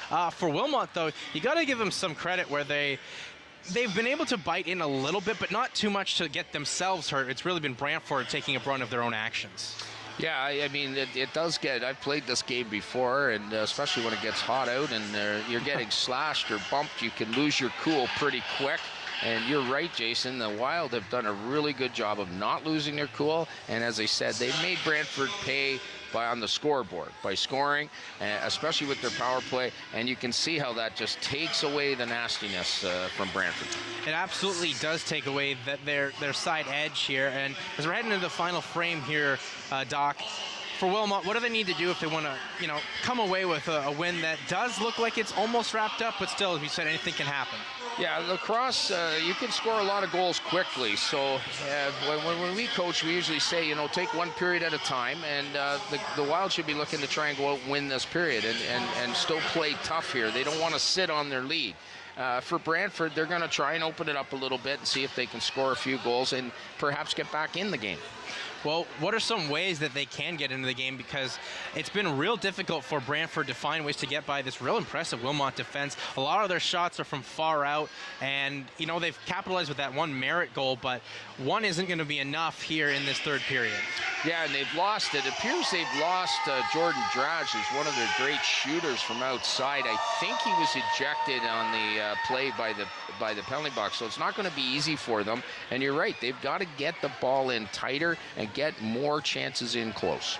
Yeah, they really need to find ways to get more in close. And for Wilmot, they've just played a real solid lacrosse game. They got up to that hot start when they have themselves down a man. They have excellent penalty killing ability, and they've capitalized, obviously, for what they can do on the power play. So as we're just about 30 seconds or so. That's a great point, Jason. The Wild, we've been going on and on about how great their power play has been, but 4 for 5, but their man short has been perfect. I believe they are 5 for 5 on the man short. So great job by the Wild on the man short. Ryan Buller doing a great job killing penalties, and of course Chenier doing a great job stopping the ball. Yeah, I think Chenier is someone to be really impressed with. You'd expect a goaltender in his last year here with the Wilmot Wild to play at this level, but he did have some spooks last season where he wasn't the style of play that he would have liked to be. Reed Fitton came in and did a sensational job, but Chenier is proving to be, this is why I'm the veteran, this is why I'm the #1 goalie on this team, and he's shown it with making some real tough saves. This Brantford could have got back with a lesser goalie between the pipes for Wilmot. And the Wild very fortunate with 2 good goalies. Yeah, absolutely that they are. And we're underway here in the third period. We thank you for joining us here on this Sunday afternoon for, once again, the excitement of Junior C lacrosse. And quick ball movement around here. Nice shot coming from the Warriors. That was, of course, Ryan Dorr, number 17. Shot goes up high yet again. And the whistle blows and will be Wilmot ball. And out will taking this one is Brett Liebold, their captain, and feeds this off for Nagy. Nagy feeds it up for Fenora. Fenora got absolutely decked in the head there by Blake Dunford. He was lucky he didn't go to the box for 2 minutes on that one. Yeah, I'm a little surprised with how tight the refs have called this one. They've let some high, heavy hits go. Fed around here for the likes there on a far-on shot there by Buller. Buller, can he get a hold of it? Oh, he does. Nice move to absolutely deke Thomas Richardson out of his pants. Fed around here in the bottom corner. Fenoro has it, shot from far out, save made there by Dunham. And will be scooped up by Brantford as they take it out there with Dunford. He'll wait for some support here on a line change. Fed back for Robertson, Owen Robertson. Now it's for Dunford. Shot comes on there, and there's Drage. So Drage was not ejected from the game, just from the period, which is a good sign for Brantford with his sharp shooting ability. That's for sure. And you see just that there, just hasn't been lucky enough to beat Chenier. Wyman flips that off for the likes there of Dramansky, but his shot was stuffed out by Dunham, and Brantford trying to put their speed on the ball right now. Taking it out and putting the brakes on was Kaz Nizetsky, or Nizilski, excuse me.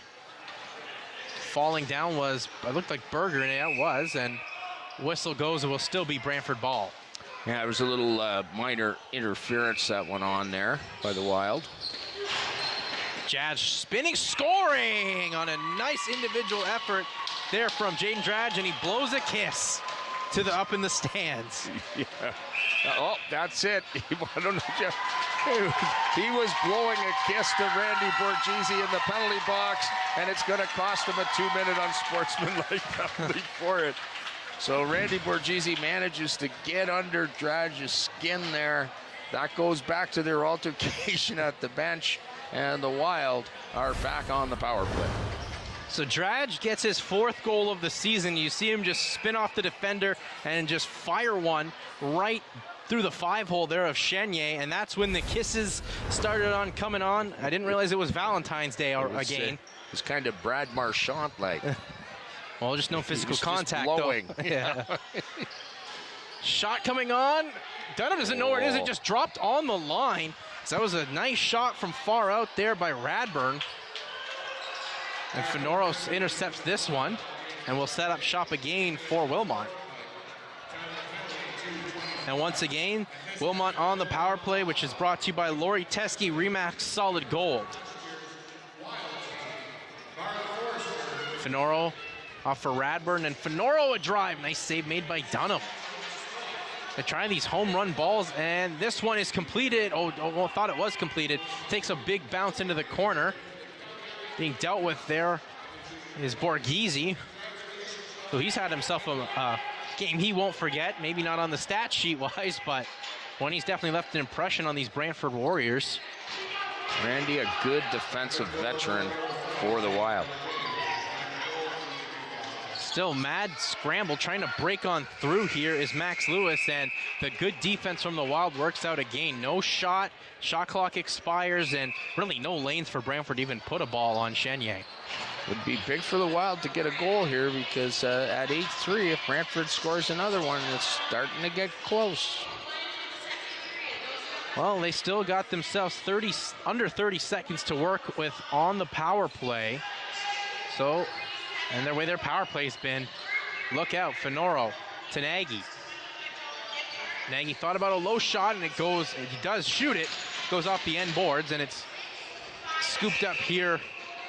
They're saying over and back. Yeah, good. What happened there? Good check by Tyler. Verutis, he pushed the Brantford player through the crease, so he ran through the crease. Wild get the ball back. And that's huge, fresh shot clock here. Now 5 seconds left to work on the power play. And a shot there from Radburn. Nice save made by Dunham. And Dunham has stepped up his game as this later part of the game has gone on. But they try that home run pass and can't hit Drage. Wyman will scoop this up. Wyman off for Verutis. Verutis scores! Tyler Verutis pops another one by Dunham. And it is now 9-3. And Tyler Verutis gets the hat trick. That's his 3rd of the game. Yeah, waiting for the hats to come flying out of this big crowd here, but they know enough not to throw anything on the floor. Tyler Verutis takes advantage of a great play by Matt Wyman. He picks off the long pass from Brantford, desperation pass, and then Wyman sets Verutis up on the crease, and he gets his hat trick. And they win it off the draw as well. Do the Wild, but couldn't handle it cleanly was Bowler, and the Warriors will try to go the other way. Rough hit going on, loose ball, and it's going to be won here by, it looks like Leibold. Yep, Brett Leibold, the captain for the Wild, wins it. And they'll try to make a line change here, and Haydenberger will set up shop in his own end and generate a nice rush, as he is known to do. Kuntz fed on there for Bowler. Nice save made by Dunham up high. Trying to break this one out. Here are the Warriors, and they will. Putting on the brakes, nice feed going on here for the likes there of Hess. Shot on and save, and there was a cross check from behind as well. Yeah, Brantford, this will give Brantford an opportunity. Looks like it's going to be a checking from behind penalty, Jason, and I think that's Jordan Hawthorne for the Wild. And number 10. And that'll be 4 minutes. So the Brantford is going to have a great opportunity to get back in this game. Well, these are the opportunities you got to capitalize on here as it's getting to the nitty-gritty time. That gut check time where you got to find ways to turn a game in your favor. Nice ball movement, though, by the Warriors. Drage. He's got it right now. Trying to find a lane, waiting for a pick to be open. Oh, Drage scores! on the power play. Brantford finally gets one on the PP. Dradge is second of the game and make that 9-4 right now. Usually when you stand for a long period of time and then shoot the ball, usually the goalie will stop you. But Dradge has got such a great shot. He stands there, makes a few little steps to change the angle and fires it past Chenier. What was funny there is when he was running off, he had his hand over his mouth. He didn't want to be seen blowing any kisses. And I think he was looking at Coach Lewis as he did that. Well, it was smart right there because still got about 1:43 left to go on the power play here for Brantford. And you can't just be giving it right back on some foolishness like that. Yeah, it's the first power play goal for Brantford this afternoon. And the first blemish in the Wild's penalty killing. Brantford still looking for more with a ton of time left to go in the game. Couldn't complete that pass cleanly, did Meredith. He was looking for Max Lewis. Chenier will feed that one up. Still some rough stuff going on off the ball between Lewis and Jerminski.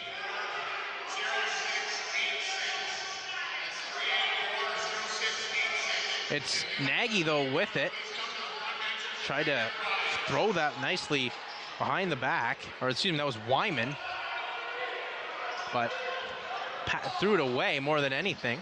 Yeah, Max Lewis for Brantford was really tattooing the rookie Sam Jerminski off the ball there. And, you know, the officials, as the game's going on, they're letting them play a little bit more. Really called it tight, which Brantford had to pay a price on. Cycling this around here nicely for Brantford, and a shot as the shot clock was expired low. Trying to come away with that one there was Owen Robertson. But this defense for Brantford's really good, but that could be a blemish coming on his Dradge, and at the last second he lost the ball. Great defensive play by Randy Borghese there. The Wild dropped the ball, and he managed to get back and stop Dradge from shooting. He's not the guy you want on a breakaway, that Dradge. I think Borghese just blew Dradge a kiss in his own way. With that defensive stand there, knocking it out of his stick at the last second. And Nagy is absolutely obliterated off the ball there by Garlow. That's that big wooden stick of Garlow's. Still, though, Wild have it. Shot. Oh, I think a player got nailed with that shot there from Bowler. Now, Brantford, though, they will scoop this one up and try to break out in transition. They'll settle it down up in the corner here, but too many white jerseys all the way around. Merritt with it. Merritt trying to break on in all by himself. Nice work by Merritt. He lost the ball at the last second. And the shot clock expires, so will be Wilmot ball. Good defense there as Merritt thought he had a lane going in, but this sturdy Wilmot Wild defense breaks up the play. Good backup there on the defense as the Wild just conglomerate right around Merritt and not let him through. Kuntz has it. Kuntz throws it up there for Berger. Berger trying to create some separation, so we'll just feed it off for Jerminski. And good save made by Dunham as they fed it in at the last second there for Ryan Smart, but Dunham made the save. Yeah, nice little pick and roll by Ryan Smart, and he did bump the goalie. I see the goalie talking to the referee about it now. And rightfully so. I mean, the crease is the goalie's area, but luckily for Wilmot, they don't get penalized for it as 10:30, just under 10:30 to go now in the third. Nice shot coming on from a tough angle there by Owen Robertson. And the ball will bounce all the way back into Brantford's end, and Dunham has to scoop this up. And the shot clock was expiring. Dradge from about half court. That's impressive, man. He shot that so hard that they got a rebound, and Brantford nearly got possession back. He can really fire that ball. I think Jaden Dradge, I mean, it's still early, but he may have the most accurate shot at the junior C level. Ferudis kind of being there, and a nice shot coming on from the likes there of Bowler, but Dunham had the answer again. Boy, Bowler for... See this getting a little ugly here as Garlow took a real good run at the Wild player, and the Brantford players are all cheering it on. I get the feeling, Jason, that Brantford's about to lose it here. Well, that has been known to happen, where they let their physical play do more of their talking than their offensive scoring play. Well, they've got to find ways to get out of their own end here, and there's Garlow getting tripped up and coughing up the ball. There's a late cross-check as well coming from Thomas Richardson. Oh, what a shot off the ball. Richardson absolutely sucker punched one of the Wild. I didn't get the number of who that was on Wilmot that felt the brunt of that. I could feel that one coming on. Fenoro going to the box for a trip, and while everybody was paying attention to that, so it was Nagy that felt it. Yeah, it looks like Nagy got sucker punched by one of the midget call-ups of all things for Brantford. Looks like it was, like you said, Richardson, who is a Hamilton midget player, 15 and 16-year-old players in the Hamilton area.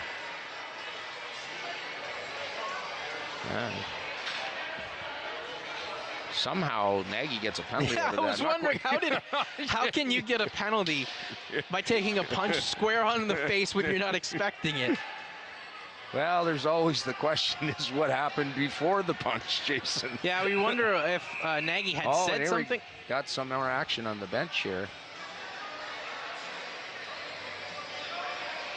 Yeah, the bench has been the hot spot as well for the game since the second period. There's Bubba Lewis. His job, the coach of the Brantford team, hang over the boards, is a stunt man. So he was just telling me before the game he's on shoot with Kurt Gibson and Goldie Hawn doing a movie in Toronto, and he does stunts for them. And during the game here, he does a few stunts. He definitely does a few stunts. Made a few scenes. Showed off his acting skills, I think that Kirk and Goldie would be proud of. But it's been quite that chippy environment. We did mention off the top that when these teams get together, things do happen, and we saw in the second period with Wilmot losing their coach, Rick Windell, getting ejected after a mad skirmish in front of the Brantford bench where penalties were assessed. As you said, Windell was gone, their Wilmot Wild head coach. A stick was stolen. And now it looks like it's heating up again as Brantford. I think that's really been the story for the second and third period for Brantford. They play some solid lacrosse for the first 10 minutes, and then the last 10 minutes, they kind of lose their cool. That's right. They were Meredith Cup champions last year, so once again, they can play lacrosse when they want to. But when they're losing, sometimes they'll start getting into some funny business, and I see the coaches are jabbing at one another again here. That is Johnny Toole from North Perth, who is Rick Wendell's assistant coach. You see Kevin Miller there in the middle with the beard, defensive coach. He doesn't look too happy. And again, Scotty Hummel, I believe that's the other person on the bench there.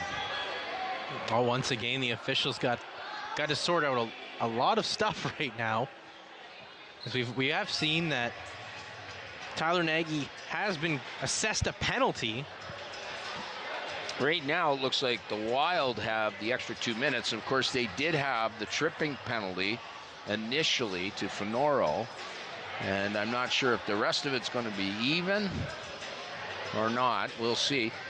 And Jason, you know, the referees have done a very good job of keeping the lid on this game, because it could have got out of control many times, and it's not over yet.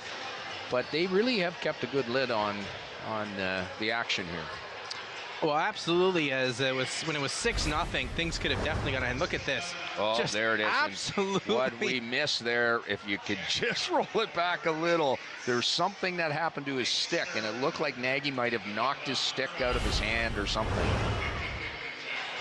But yeah, that was quite the right hook there from a 16-year-old there. Well, lacrosse is a game that you can play with emotions, but that's the emotion you don't want to have, where you're just sucker punching people and being at the detriment of your team. Kevin Miller just shaking his head at the call. But they did have the original penalty for tripping, so it looks like it's just 2 each. So it's a sucker punch for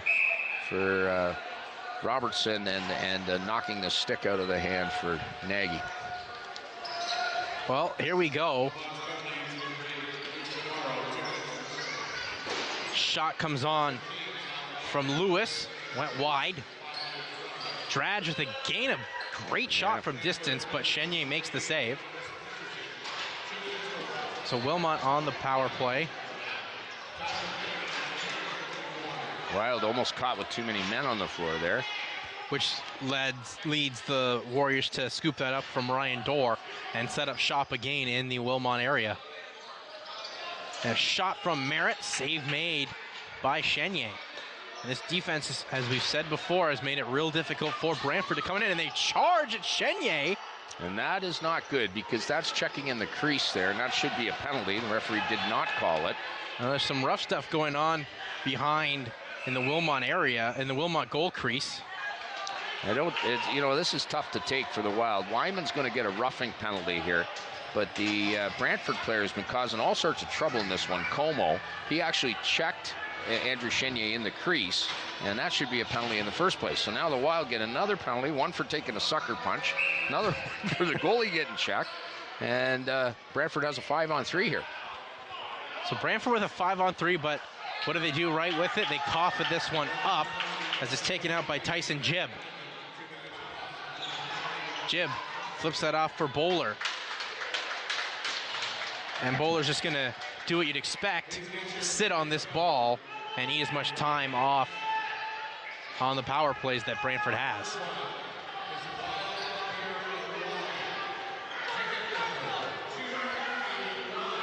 Battle going on in the corner. Oh, there's Ryan Buller. Buller, he's throwing some shots. Teammate steps on in Merritt, and we got ourselves a scrap on hands. Ryan Buller and Brantford's captain Connor Merritt. I think it is Merritt. Yeah, it is. No, it's not Merritt. 22. Actually, it's 22. Josh Wright. Big hands from Wright. Big bombs. Wright connecting. Wright again. Now they're tied up here. Got a single leg takedown attempt, and the double leg takedown does come to effect there for Wright. And Buller's going to come up first, but if anyone lost that, I think Buller got the worst of it, but not by much.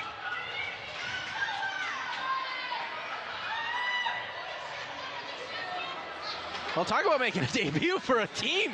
Here's Ryan Buller. Score 2 minutes into the first period. Do a great job killing penalties and being an offensive force, and then throw some hands. Yeah, we have had everything here for the Wild's home opener here, and Ryan Buller had taken enough of the pounding in the corner, the extra shots by Brantford, and finally responded by throwing punches at the Brantford player, and then Josh Wright stood up for his teammate, and we had a heavyweight tilt go on between Wright and Buller, which was, I wouldn't want to get hit with any of the punches that those two were throwing. They were throwing some big haymakers, Yes. some big right hands. Both very None of them big boys. connected, though. Both very big boys there. I think Wright was the only one to land a clean punch. And then as soon as that happened, Buller didn't really like it and went for the takedown on Wright and did connect. And that was at that point, when he connected on the takedown, that was when the fight came to its end. You know, they're kind of getting away from things here, the Wild are, and this could be costly to them. I know they're winning by 5 goals here, but I think Buller's going to get extra penalty, at least one extra penalty out of this. Brantford's already have a 5-on-3 here, and if Brantford all of a sudden get the power play going here, this game could get tight real quick, Jason.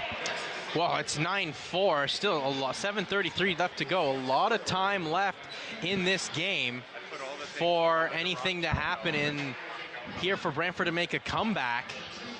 So as you said, a 5-on-3, a quick goal here or there. But this also shows the sign of the youth that has come to this Wilmot Wild team, where they're up by a decent amount and they're kind of playing into what Brantford wants you to play into, and you can't do that as the season progresses. That's right. I mean, earlier in the game, they didn't get suckered into it.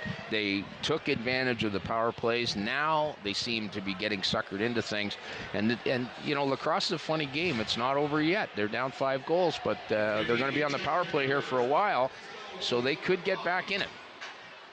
Well, they definitely can. They've got the sharpshooter there with Drage back. They move the ball really well. They still haven't really found a clean way to get in on Chenier, but once they figure that out from this tight, find a way to beat this tight Wilmot Wild defense, we could have ourselves an exciting finish. And 7:33, Doc, still a ton of time left.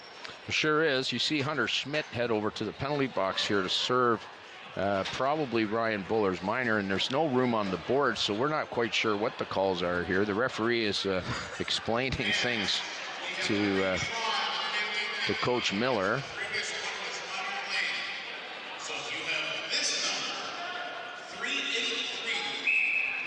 So here we go, back to doing the fake ball trick again here, but that didn't work. It didn't really work out when Meredith couldn't get a hold of it. So there's Drage, gets it to Meredith, flip back for Jaden Drage. Drage with a big shot and steered wide by Chenier, but rebound collected by the Warriors, fed on through for Lewis, and he's knocked off by Borghese. Talk about a big hit coming on there from Borghese. Played his presence has been known today, and he's been involved with some scraps with Drage. Berger at the last second was able to recover the ball, lost it for a split second. This is what Berger can do so well on a penalty kill. Great job by Hayden Berger killing the penalty here. Loose ball, and it's going to be scooped up here by Brantford, and we got a hit at the Brantford bench yet again on Berger. Yeah. And that again occurred very close to the box there, and I'm surprised he's not ejected from the game. So just when Brantford gets themselves an opportunity to get back in it, they get undisciplined again. Absolutely they do, as we'll take a look at what happened here. So Berger, nice behind the back flip, taking some cross checks from the likes of Blake Dunford. He's trying to walk on back, and there's the big cross check. Actually should be an ejection. As you can see, that white line that Berger's on is inside the change area, and they changed the rule a few years ago that the player would be ejected for any infractions that occur in there, just because it's close to the boards and there's players running in and out of there, and somebody could get seriously hurt. But it looks like they're only giving them 2 minutes for this. Well, that is very interesting, because that's the second incident to happen around that area, and normally if you let something go once, that's just a one-time scenario. But and how tight the officials have called this game too. I'm kind of surprised they're showing a little bit of lenience on some of these calls as the game comes down to its conclusion.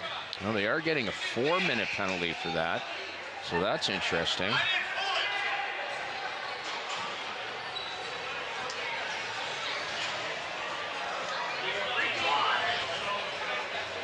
So 4-minute penalty going towards Brantford, as I guess that's the most you could expect without an ejection. Referee Drake going over to explain it to Bubba Lewis. So that will keep Brantford on a 4-on-3 power play here for at least 27 seconds. And I'm not sure, because Buller got some penalties there that we don't know about, but they'll come on the board once that 27 seconds has expired. Yeah, there's more information on the scoreboard than at Pierce International right now. And there's stuff that's not even on the scoreboard to tell you how much penalties and how this game is on the verge of boiling over between Wilmot and Brantford. Varudis, great job to escape the defense from Martins and Drysdale.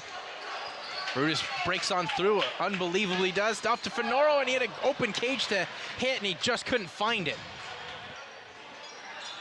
6:13 left to go in this third period. Dealt with by Caleb Hess. He flips it up for Owen Robertson. Robertson then back to Connor Merritt. Merritt, the shot scores! I don't think anyone was expecting Merritt to blast that one on, and Merritt does, gets himself the second goal of the game for himself, and now it's 9-5 with 5:57 left to go. Yeah, and again, Brantford can get themselves, they can whittle themselves back in this as we take a look at the replay here. Merritt, definitely a sharp shooter, as long as he's not blowing kisses, fires one from far outside, and now we're having a little trouble in the penalty box. We got a Wilmot penalty box here because they put Brantford's goal up for Wilmot, so they made the score 10-4, but it's actually 9-5. It's 9-5. And so Brantford is still in this game. You can score 4 goals in 6 minutes, so the Wild better be careful. Well, definitely gotta, as we said before, a lot of time left for Brantford to find themselves back in the game. Berger trying to get some degrees of separation off to Wyman, but good defense here from Brantford. Big pick being put on and good sticks involved, caused a loose ball. Who's gonna come up with it? And it's gonna be the Brantford Warriors, and out they go. Ahead of steam. Shot, nice save made by Chenier. And a penalty coming up. Another penalty coming to the Wild. Looks like Matt Wyman for slashing. I'm actually really surprised. It doesn't look like Buller got any penalties, and he threw about 5 or 6 punches at that guy Brantford's head. So Matt Wyman gets one for slash, and Brantford's back on the power again. So Brantford back on the power play. They only get 9 seconds here, though. But 9 seconds is a lot to work with in lacrosse, especially with your Merritts, and don't see Dradge out there, but I'm kind of shocked that he's not. Nice feed off to Merritt, and he couldn't handle the pass cleanly. Now Merritt sets himself up, feeds it on, nice pass on through, shot, missed everything there on the shot from Ryan Dorr. Ball comes all the way back into the Brantford end. Merritt will scoop this up, but 10 seconds left on the shot clock, so got to make something happen quick. Lewis trying to break through. Lewis, nice job by Lewis. Shot on save made by Chenier, and he goes crashing into Andrew Chenier, the Wilmot goaltender, and he's getting a help out from Brett Liebold. Yeah, so Lewis didn't run into him. He was pushed and checked hard into him there. In fact, maybe Wild could have got a penalty on that, so maybe fortunate they didn't. Well, they got lucky on that one, but the officials have let the whistles go, and more so in the favor of Brantford, as Wilmot's kind of lost their cool and composure. Off, nice behind the back goal there from Berger. Unbelievable goal for Hayden Berger, his second goal of the game, and one that could all but surely almost ice this one for the Wilmot Wild. I was fortunate enough to coach Hayden Berger a number of years, and what a great player he is. And watch this behind the back play as he gets real quick, nice little feed, and then over the shoulder, just the way you're supposed to do it. The goalie's moved across, and Dunham just did not have a chance as Hayden Berger puts it back where he came from and give the Wild a 10-5 lead. It's 10-5 here for Wilmot with 4:30 left to go here in the third period. That's a big hill for Brantford to climb to get back into this one now. I mean, stranger things we've said have happened, but the way Wilmot's been playing, they definitely keep the momentum rolling. And when you give a team like Wilmot that much open space, they're going to capitalize. But that was just an unbelievable goal that Dunham had no chance on. I don't think he was expecting Berger to make that shot. Thought he'd maybe overrun his mark. Beautiful goal. And now I'd be a little careful if I was the Wild, because Brantford may be taking some cheap shots here now that they're out of this one. Definitely, as we've talked about, things can get chippy, and we've seen a lot of that chippiness, but when the game out of reach, that's when things tend to boil over. Shot clock expires, will be Wilmot ball.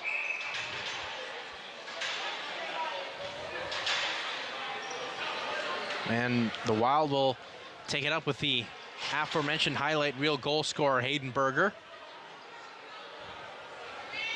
Berger puts on the brakes, finds Varutis. Tyler Varutis. The Wild got caught with too many men on the floor. Oh, Yeah, it's a change of possession. Just trying to get back at the last second was Ryan Smart. Effort coming on, save made by Chenier. Once again, they just keep running into Chenier. Yeah, and that time a little extra effort was put by the Brantford player, giving Chenier a bit of an extra shot. And the Wild let him get away with that, but Brantford may try a few sneaky tricks here. Merritt throws it across the floor. A player for Brantford lost a helmet and threw a shot. That was Max Lewis. Yeah. So he's got to come off the floor because he lost his equipment. And some rough stuff going on just in the end boards. Como again involved in things. Merritt. And somebody from the Wild is heading to the box. And it looks to be number 3 for Wilmot, Tyson Jibb.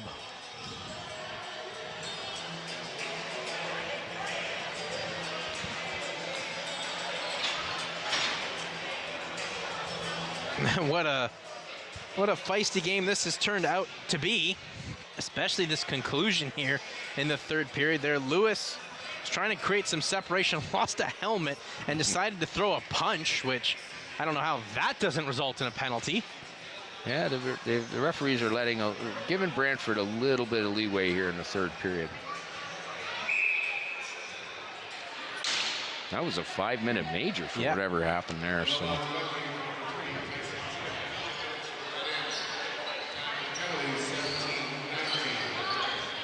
It's always a good time to take a 5-minute major when there's only 2 minutes left in the game.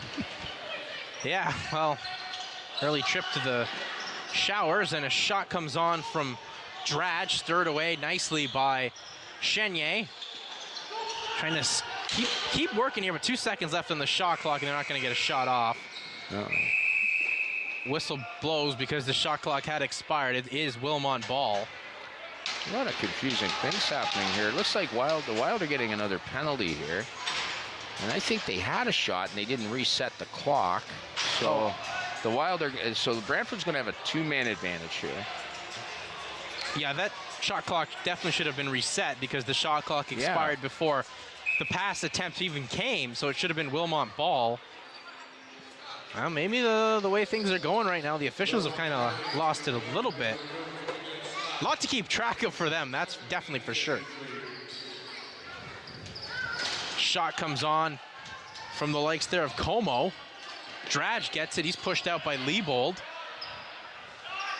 Dradge, a shot, nice save made by Chenier in the pads yet again. He's had Dradge's number most of the game for those shots from far out.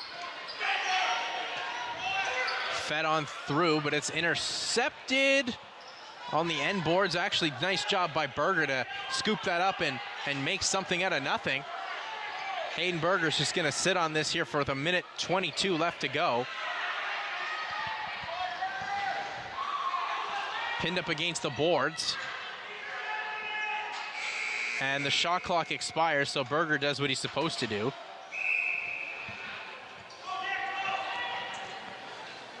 Fed up here for Brantford as we're approaching the final minute to play here in the third period. A big hit put on Merritt by the newcomer in the likes of Zister. Oh boy, those are some wicked slashes being handed out by Brantford on Brett Leibold's wrist. So Dradge takes a shot and scores. So a goal with under 40 seconds to go by Dradge gets himself a hat trick. Quite the game Dradge has had. 3 goals, involved in a lot of the rough stuff. And if only he could have had that shot working that well to start the game, would have been a different game for the Brantford Warriors. And look how far he is out when he shoots this ball. Boy, can he shoot. He's a good 15 feet outside the dotted line and just drills one. But he's had a lot of shots in this game too, but 3 goals for him, but not enough to overcome how good the Wild have been today. So another power play goal for Brantford.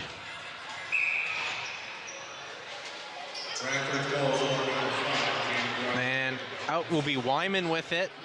30 seconds left to go. Wyman doing a great individual effort, shot on, but he's in the crease, so it will be Brantford ball. So it's 10-6 here with 21 seconds left to go.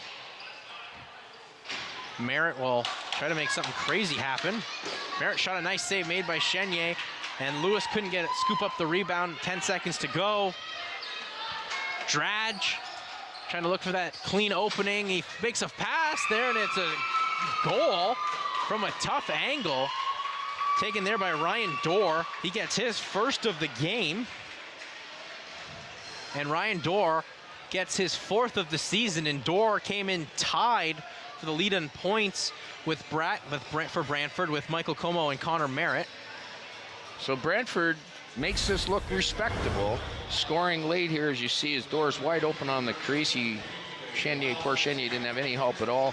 He feeds it in and makes this look, when you look in the score box tomorrow, like this might have been a close game, 10-7.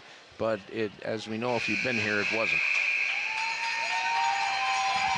Well, Brantford made it interesting towards the end, but Wilmot will hold on with a 10-7 victory in what was a game that we mentioned off the top would be a little bit chippy, and it was that and then some. We had a coach ejection, a fight, a stick stolen. We had everything and then some you'd expect in a game of lacrosse, but the Wilmot Wild improved to 3-0. To start this season. Chenier was sensational, making the big saves when he needed to keep things in line. Overall, Doc, a real impressive performance here for the Wild, but we'll take a quick break to wrap things, and then we'll come back and wrap things up here from the Wilmot Rec Complex. Wilmot 10, Brantford 7.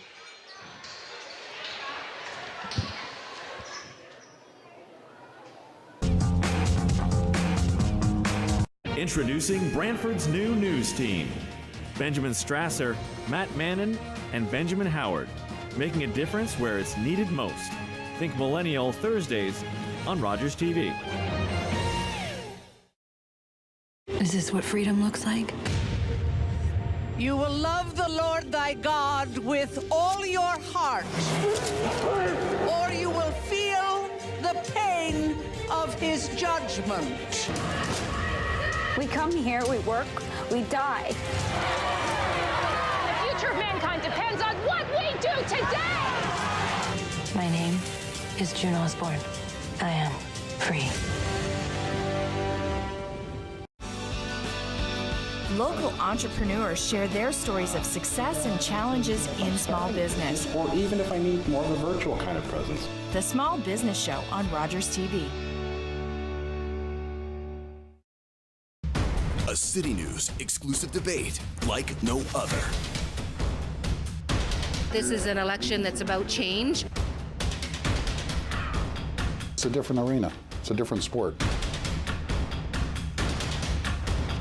I look forward to the city debate.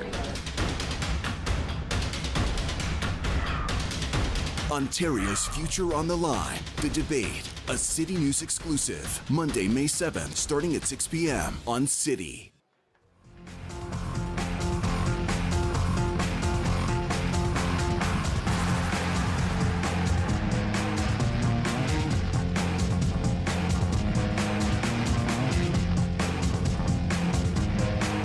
Welcome back to the Wilmot Rec Complex here in Wilmot, Ontario, and what was quite an exciting game as the Wilmot Wild come away with a 10-7 victory over the Brantford Warriors, where the third period, Steve, was definitely one for the H's. Very chippy.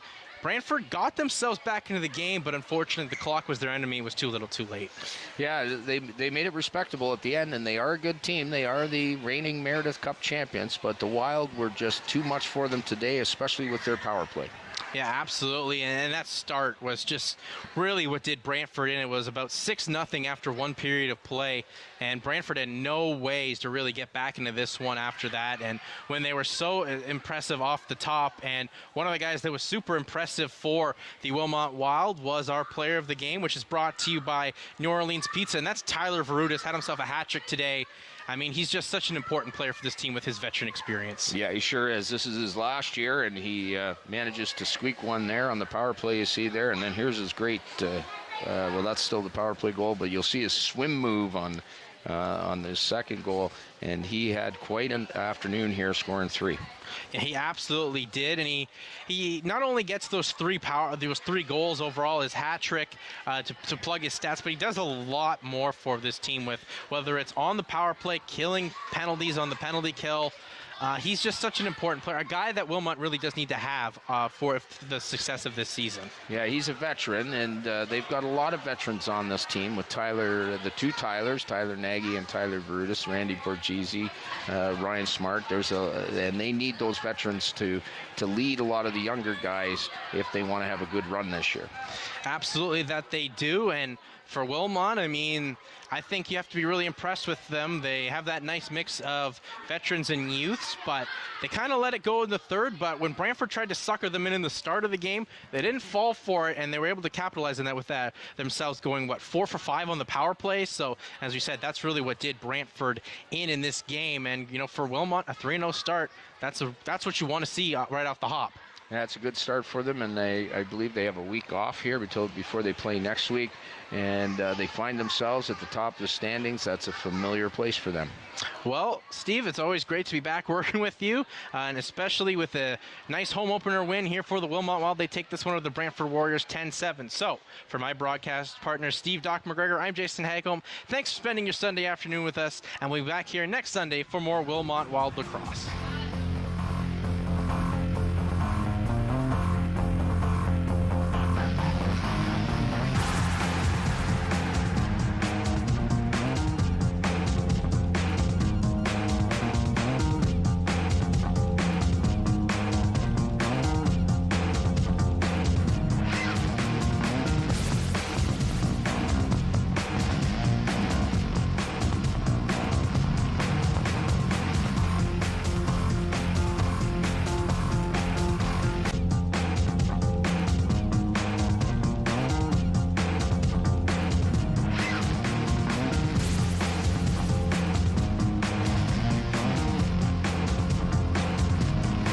Remember, you take it from there and you put it here.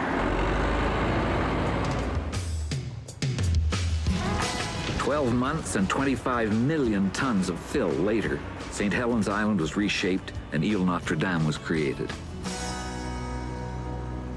Come on, we don't want to keep Mayor Drappa waiting, do we? Montreal's Expo 67. It would prove to be the most successful World's Fair of the 20th century. Wednesday. I want you to have high nutrient, high protein foods. Food personality Teresa Albert serves up a garden fresh, healthy breakfast. That's really good. Breakfast at Rosehurst on Rogers TV. The next chapter in Ontario's future will be decided June 7th. Before you head to the ballot box, get to know the people running to represent you at Queen's Park. Watch the local campaign as candidates debate the issues affecting your community. And on election night, you'll find comprehensive coverage of your riding on the local results. Rogers TV puts the local focus on the provincial election. We are all volunteers that work with our police partners and with our media partners to create awareness, to help provide information, to help law enforcement in all capacities. Crime Stoppers is that vehicle that can be used for the community if they don't feel comfortable calling the police. We are that program that gives them that safe alternative to reporting crime and that conduit to get that information to the police.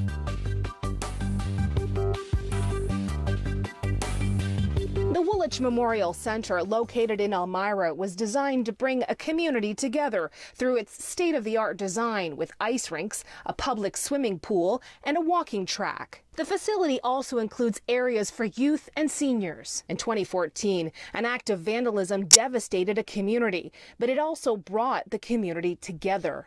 It was New Year's Eve when 2 young fellas went into this community center and they basically damaged every part of this facility. So when it was all said and done, it was over $100,000 worth of damage. And the biggest thing is what happened after this is, and it kind of goes with the way Crime Stoppers worked, where you need the commitment and the partnership of the police, the media, and the community. all three parts had worked together, and the community immediately stepped up and started giving the information to the police once the media had released what had happened. And from there, quickly, we had 2 young individuals under arrest.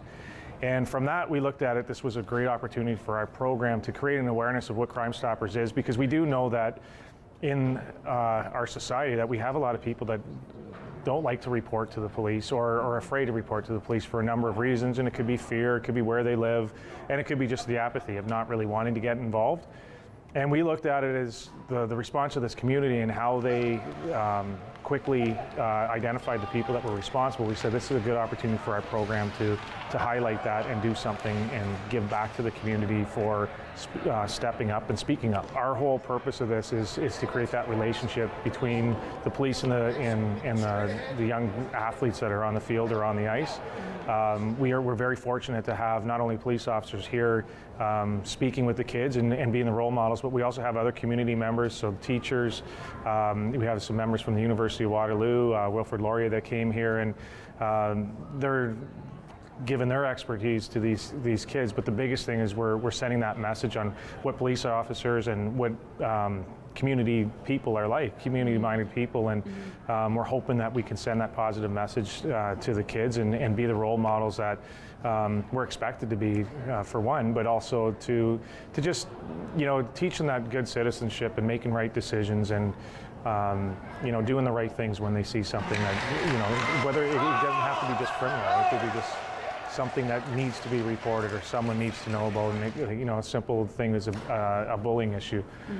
So this event, not only are we teaching those skills on the ice, but we're teaching the life skills that I think is necessary and that sometimes we're lacking in our society. They can see that police are human. They can also see that there are all kinds of organizations within the community, like the Lions Club, that they may want to involve with later. They realize, of course, that these organizations are helping them with sporting events and such and sports teams. So they see how the community works, and it gives them a better understanding, maybe not at a youthful age, but in the teenage years. And they may want to become a volunteer, which I think is wonderful. I think they're taking home a sense of community. I think that if hopefully parents have explained the purpose behind it and what led to this event happening here, because that was an event that really struck at a core of a community and showed some vulnerability, but it also showed how strong a community can be and allowed the children to see that parents and adults can come together along with kids and build something even greater than what was here before. The actions that took place in 2014 here, they affected the community in a very adverse way. We're showing them now there's a positive side to things. There's changes occurring, and get out there and be accountable for your actions. Every day we're trying to build these relationships with the young people in our community. It's about showing them that they have a voice. It's about restorative justice. It's about giving back to the community. So we like to get out involved in these types of events to show the children that we care about them and we want them to make the right choices in society. We want to be engaged with our community. We want the children to come up and speak to us. We want the youth to come up and speak to us. And we like our officers to get out of the car, and if they see those kids playing street hockey or playing basketball, get engaged with them if they have the time to do it. We would be unable to do a lot of the work that we do if it wasn't for Crime Stoppers. The volunteer work that gets done by their volunteers, the tips that come in that help us solve our crimes. I mean, Crime Stoppers is invaluable to police work.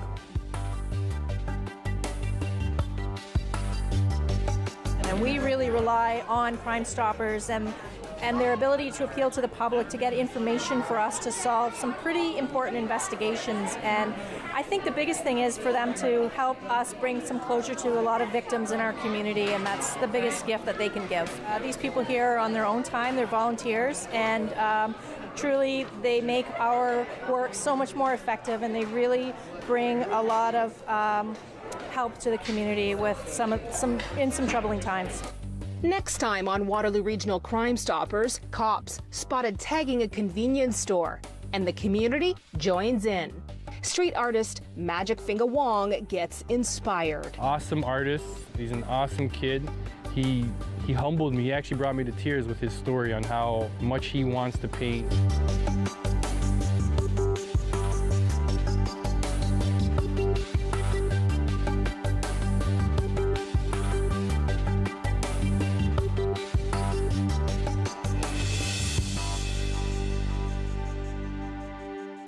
Call the Rogers TV viewer response line, email us, or connect with us on social media.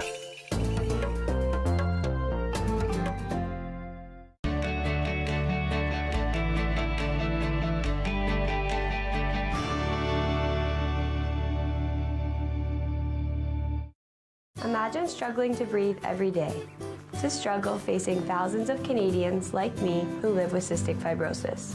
We've come a long way over the years, but there is still no cure or control for this devastating, fatal disease. Every dollar raised brings us closer to a world without cystic fibrosis. But we do need your help.